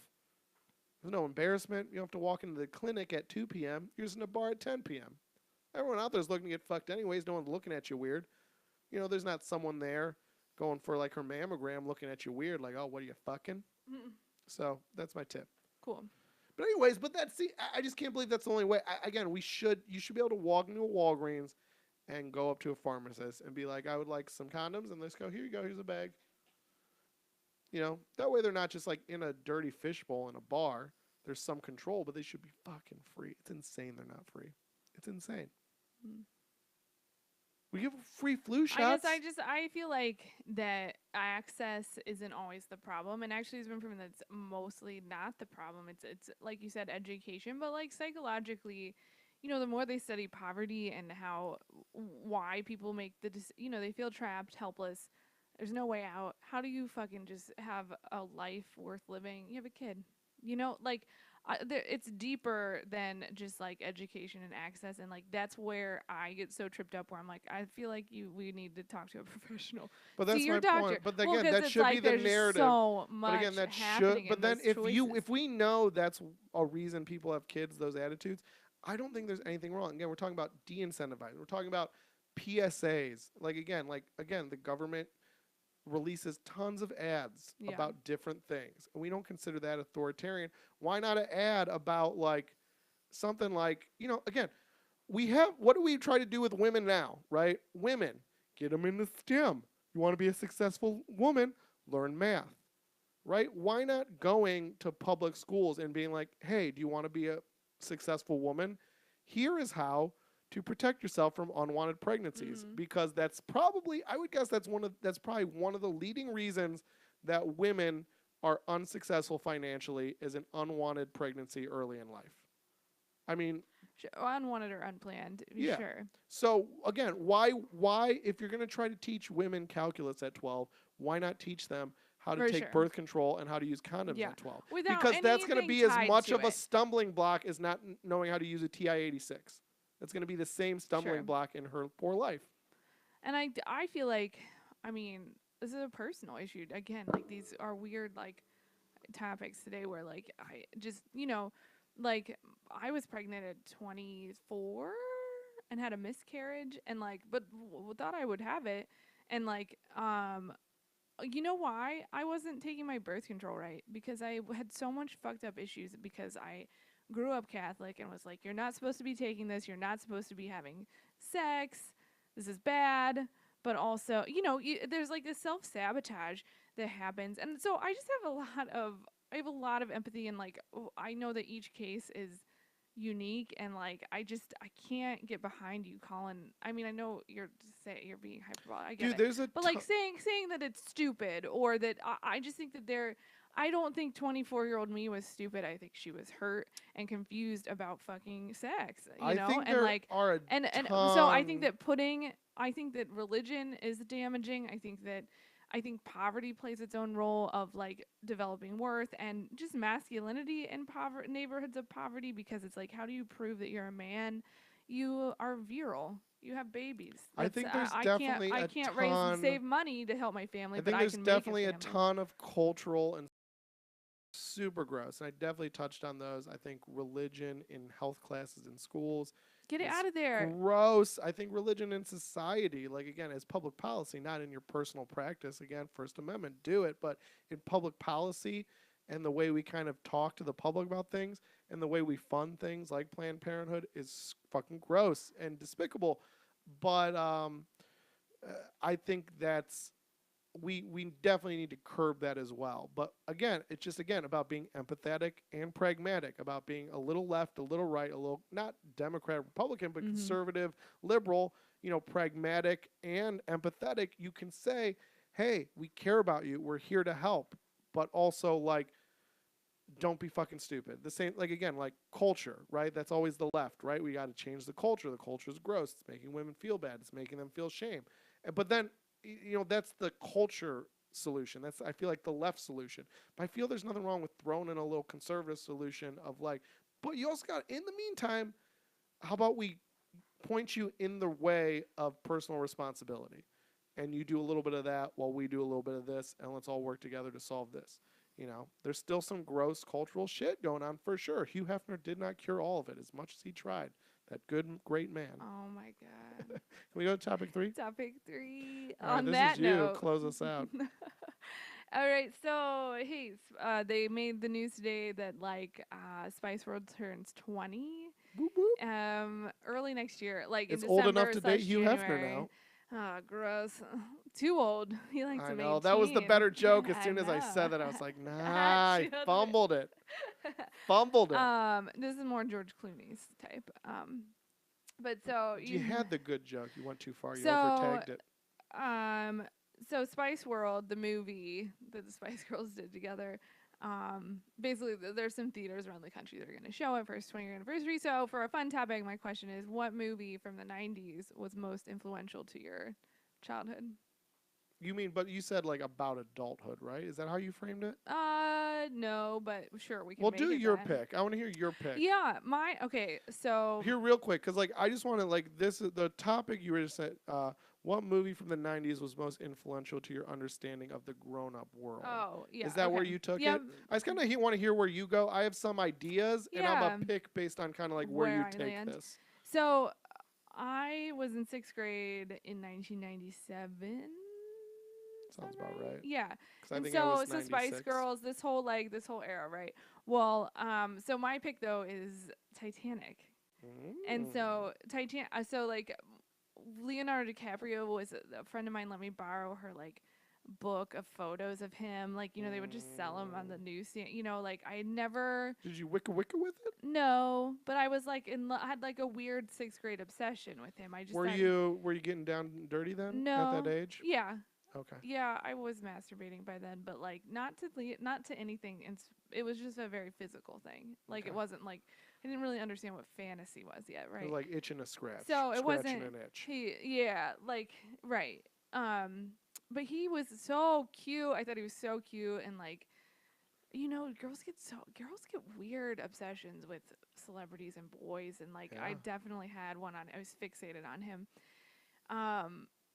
And again, like not sexually, just weird. Like I don't know. Like that's how crushes. Is it like an emotional thing? Yeah. But it's like more than that. It's like kind of psycho. It's kind of psycho. It's like more based in like a stalker kind of obsessionary thing. It is sort of like I compare it to, when they talk about imprinting, like that, like that's from like a vampire animal book, but like an animal, like the first thing they see, they're like, "Mama." Like, that's what I feel like it's like. But you're like, Leo, what do you want? I'm 12. Like, it's weird. And do you still find him attractive? Now? Leonardo DiCaprio? Yeah. Yeah, because he's smart.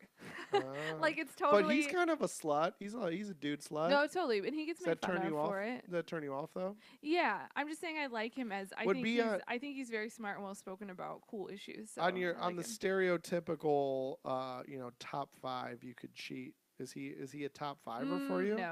No, he's not. You can fuck him, though. Did we talk about that on the podcast Because listen, yet? my top 5 cheats are like they're gonna be totally aesthetic vanity pics. Like it's not gonna be maybe 1997 Leonardo DiCaprio would be a pick. Okay. Just like Tom Hardy, right? Would he be like your number 1? Shit, yeah. No, he wouldn't be number 1 at this point, but short? he'd be on it. I think his accent is kind of gross. Do you Tom like Hardy? it? I love it. He seems like a dirty. But he puts on a different one, I think, for movies. I think when you hear him just normal talk, I think he sounds kind of weird. He sounds gruff and tough. I love it. Okay. That's hot. Yeah.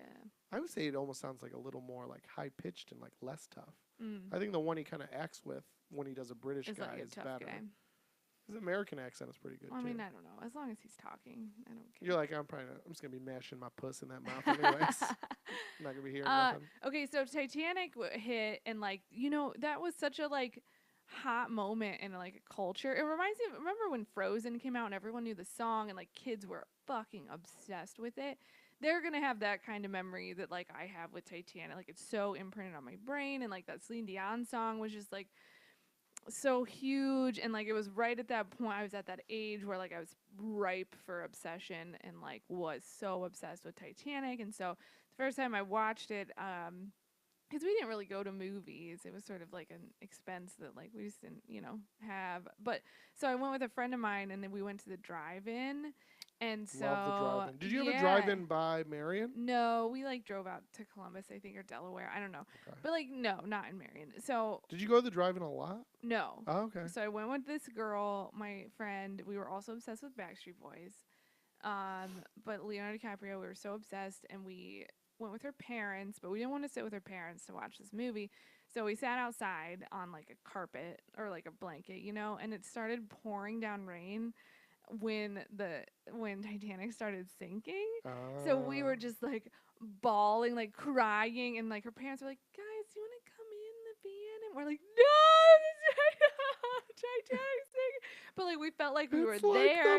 It's like the movie. Had you seen it yet or no? No, this was my first time seeing it. Like it just was so magical that like the rain is hitting, and I'm watching Leonardo DiCaprio die on screen, and that movie was just so about like, I mean, that's like a love story, right? But it's tragic too. So like, of course, my little 6th grade brain ate it up. I loved it. That's so funny. So I think that my I just feel like I was so just trying to when you're that age and like you're not exposed to a lot, you're just fucking trying to see anything that explains to you what. Like I remember that same year I was playing I took clarinet lessons, and we played, oh shit, what's that song? It's like a Journey song. Don't Faithfully, Faithfully on my clarinet, and like I was learning how to play it on my clarinet. And it started lying beside you here in the dark, right? So I would play it, and in my little book, it had like the lyrics underneath it, and my like clarinet teacher was like, "Oh, maybe I should cover those lyrics up," like talking to herself, because it seemed a little too risque for a 6th grader to have like like be reading these Journey lyrics, which is so silly now. But like that, of course, sparked my attention. I'm like, "Tell me more. What does this mean?" like no, just my parents, they're trying to protect me, but sometimes when you protect, it's like then I find my own answers, which are always fucking wrong because you're a 12-year-old. So that was like your sexual awakening. No, not sexual awakening, more like love story awakening. So then that's what I expected, was tragedy and like love and sacrifice. Look what you ended up with. Total tragedy. But I think that the Titanic of men. But I think that was very influential of like who you are with doesn't matter. Like love can overcome anything, and like this sort of ride or die mentality, That's right? definitely got you stuck here. Totally. And like I'm like the Titanic of men. I'm big. You just I'm gonna bring you down. Just bringing me down. Women and children first. So, but like that thing of like the wrong side of the tracks doesn't matter. Like love conquers all. Leonardo DiCaprio, you know, like, or you die for this person you love. Like, I feel like, and those don't sound like totally negative themes, but I think in like an over dramatic child's mind, they did become sort of negative at times, right? But yeah, so Titanic. Nice. What about yours? What do you think? Like real quick though, that's what. So like sexual. You say more romantic. Or yeah, more that was like more love, like romantic love relationship. And did you think like that was something that grown-ups did, and that was your insight? You're like, oh, once I get into high school or whatever, because I feel like high school you almost consider an adult when you're like in 6th grade. So is that what you thought? Like when I get into high school, when I get into college, this is like, no, these are the things I will be having. These. I thought love was more like when you're an adult. Okay. Like I but picked up my like sexual cues were from like chick flicks and like Clueless or She's All That. You know what I mean? Like that was more, I separated it. It was like grown up. Like this is what happens when you're a grown up. You fall in love and like you die for your loved one. A piece of you dies every day. Well, and I think like that's why I just because I always like to plug this movie whenever I get a chance. Because I think it's Angus? super. No. Oh, okay. Oh, that movie's so sad. I know. I'm such an. I can't watch it. No. We have to watch it together and cry. Does he die? No. Oh, okay. He just sad. gets picked on a lot. Yeah, but then he stands up. It's so brutal. He gets the girl, and she's like the cheerleader, but she has problems too. That's gonna make me cry. She's bulimic. Oh. So she shares her problems. She never told anyone that before. So she knows that it's hard. It's hard for everyone has their own problems. Oh my God, it's gonna make me. You're like literally tearing up. It's just I feel like kids getting picked on. Like kids, just goddamn, kid life is so hard. You're just trying to figure it out, and people are so mean, and adults are weird, and like no one's got it. Who was his out. dad or his grandpa? Was George C. Scott? I think it was his grandpa. I'm like crying now. You would have cried. I even get teared. George C. Scott tells this Superman story about how Superman's not a hero because he's indestructible, and people like you and your mom are heroes because they're weak and they decide to overcome anyways. Yeah, it's beautiful. And then he like dies the next day. It's such a good movie. Oh. It's great because it's such a nice little sad little inspirational teen movie, but then it's got that rockin' fucking, if you were like into 90s alternative, it's got a great soundtrack too. Great soundtrack. So, yeah, dude, you would love that soundtrack, I think. We got to watch that movie. I don't know if I could handle it. I mean, like you are so broken up right now. I feel something about kids getting picked on or bullied. I know that's is your like big thing. it's like like I can't, that and like prison rape. Those are like the two things that I just can't learn or watch more about because it destroys me. That will destroy me for a whole week. And but I'll he think overcomes about at the end. I know, and I know there's these beautiful moments, but like not every kid has a fucking storybook ending like that. Well, then stop being such a pussy. Be like Angus. Oh man. Angus was punk rock as fuck. That's why Angus is good. It's about the picked on. Because he overcomes it. I know. It's the same, dude. Angus is the perfect. And Angus did inspire me. But I have another pick that's more related to your original time. But it did inspire because that's what that movie's message is. It's like empathy for someone that doesn't fit the mold, and like don't make a motherfucker like that feel like less than because there is no normal. Right. But also, if you want respect, you go out and fucking get it, and you don't apologize. That's That's the empathy along with personal responsibility. Like Angus. Well, not even personal power. Angus, right? Like he had power. He didn't even know Angus was persecuted because he was different, and that's fucked up. But Angus succeeded at the end because of Angus. He didn't wait for the school to institute an anti-bullying program. He didn't wait for anything. Angus. He did it himself. And that's why that movie is fucking great. Oh, it's just, that's so beautiful. Angus did really shape my fucking political and societal outlook. No, not really. I didn't really get his. I didn't really get his. But I wasn't like cool, you know. Yeah. But then that's why, like, you know, it was funny. That's, you know, that was funny guy. Or, you know, like I was big, but I was like strong and athletic. So like, yeah, like I never really got in like fights, but I would definitely like, I wouldn't like back down from like physical bullying. You know what I mean? Like he would. Let's just watch it tonight. I don't think No, do not. I'm not watching it tonight. I want to watch it now. We've been talking about it. I need time to prepare and Wikipedia all the scenes so that I am prepared. No, we gotta watch tonight. I want to watch it now. I can't watch it. Come on. I can't. Oh, can we? What's your pick though? Can we do a special podcast that's us talking about Angus? Oh, live view of Angus. Okay, that'll be an extra special one. Oh God. No, we just got to do a post podcast. Then you'll. But I want you. Here's what we got to do. We're gonna take before and after pictures of your eye makeup. Just what's your pick? I think that could be a good. I don't want to watch Angus. That could be a good special podcast. I need to be like in a place where I don't have to do work the next day. I think that could be a good special podcast. That. But anyways, But I was just thinking in that term of adulthood. Again, the idea of like what you think an adult even is when you're like 12 or 13, and you think like someone in college. Well, that's the end. Then you get parent. Then you're a parent. Then you're a parent. You're born. But that's like real. They know you're 21. You know everything. And so I just thought college movies, and one that I think is so underrated. It's so funny, and I think I watched it around 5 or 6 years ago again, and it pretty holds up. In at least, like I said, thinking it's a very funny movie that just really didn't get a lot of heat. Dead Man on Campus. Did you ever see Dead Man on Campus? It's got Mark Paul Gosselaar in it. Zach Morris, as you would likely know him, and who's the other guy? Tom Everett Scott. He was in like what was that movie? That Thing You Do. He was the drummer.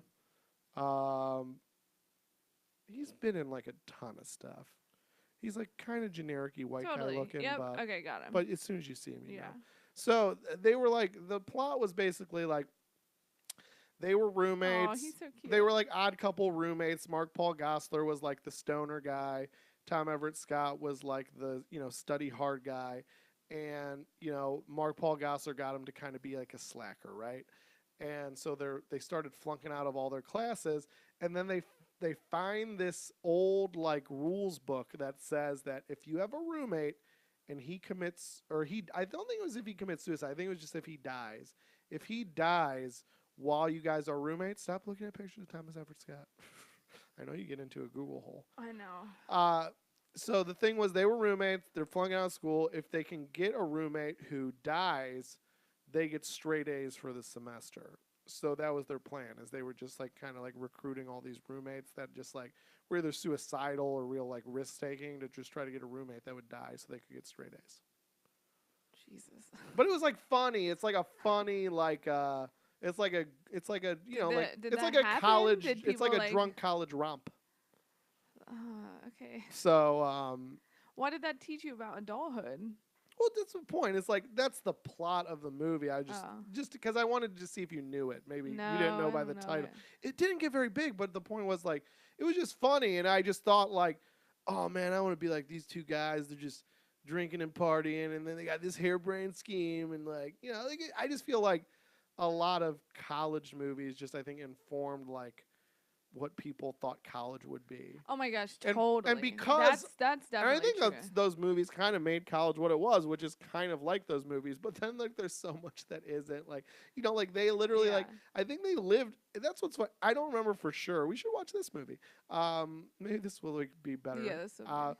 Than Angus. Oh, I want to watch Angus so bad. I love that movie. But I think they lived in the dorms even, and it reminds me of like Van Wilder or any of those movies. Even like more serious, even dramas about college where you're like, your dorm is huge and beautiful and like yeah, I remember watching Felicity and thinking yeah, like it'd like be it's like like a that, little like house. beautiful dorm and like Yeah, a castle. so that's I think that there's a ton of shit that those college movies like really Yeah. faux or like that you can like I mean you know that you're getting into bars when you're 18 or Yeah. 19 like they're pretty because they're on campus they know the deal like we're gonna get busted like you're not coming in here unless you're 21 and like I don't know there was just like a lot. I mean, for sure, like the party scenes, like that's just what you expected parties to Yeah, be like. but they So were then you never. would make parties like that. Yeah, there was that, but then there was still always like there was like you know fucking and boozing like that's what I mean like they were kind of decent, but like again like there was always like you know I don't know like these elaborate DJ and light setups like you know it was like these like you know Yeah. professional like it'd be like the kind of parties like Smirnoff would throw to like promote their new like you know pineapple flavored vodka in like a frat house you know and even like the most like subsidized by parent money frat parties were like it was just like a couple of kegs and fucking people just getting plowed. You'd have like you a know? disco ball or something. Yeah. Like So I mean that show, one but strobe light. I did think there was always this idea of like it was more the freedom too of like you know like Yeah. anytime you were drinking or partying in high school was always this like all I right, gotta be home. we gotta like steal this one bottle of beer and we're gonna split it. But we're gonna like chug it as fast as we can so we can catch as much of a buzz as we can. We gotta like do it in your basement and then just like watch It was different movies for because girls. we It was can't. a little easier to get some alcohol. I know. But anyway, but you know what I mean? Like there, it just like you're like I just want to drink a beer, like in my house, you know, which you thought everyone got for free, based on the college movies. And I just want to hang out with my friends and just drink a beer on the couch and watch TV. Or I want to like go to a party and just like not have to be home at any certain time. And then I want to like have a girl over in like my bedroom and not have to like worry about sneaking her out or in. So I don't know. I don't know. That's like again when you're. So when you said like 90 movies about adulthood, I just think college movies because when you're that age, the age we were, I think like college was like adulthood. Mm-hmm. These are the smartest people. Sure. This is as smart as you can get before you fucking just become a fucking nerd parent. Nerd mom. Gross. Awesome. So, all right. feel It's good? fun. Feels good. Kind of a long one, but it was good. It was Worth it. dense. It's It good wasn't stuff. long. It was dense. It's good stuff. Check out our other episodes at Low Class, lo-class.com. And there you can also find Justin's new album, American Apathy. Whoop, whoop. Watch the video first, then listen to the audio. Audio's got some extra stuff. It's so good. I love it. There you can also find links to my stuff. I'm Jackie Manti, JackieManti.com. I'm on Twitter at Jackie_Manti.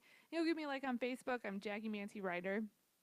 And mildlydepressed.com is also I make those embroidered art pieces that we talked about earlier and do some writing on there. And then Justin. If you like them, go to Patreon/lowclass_no-dash and LO class, no dash. Yeah.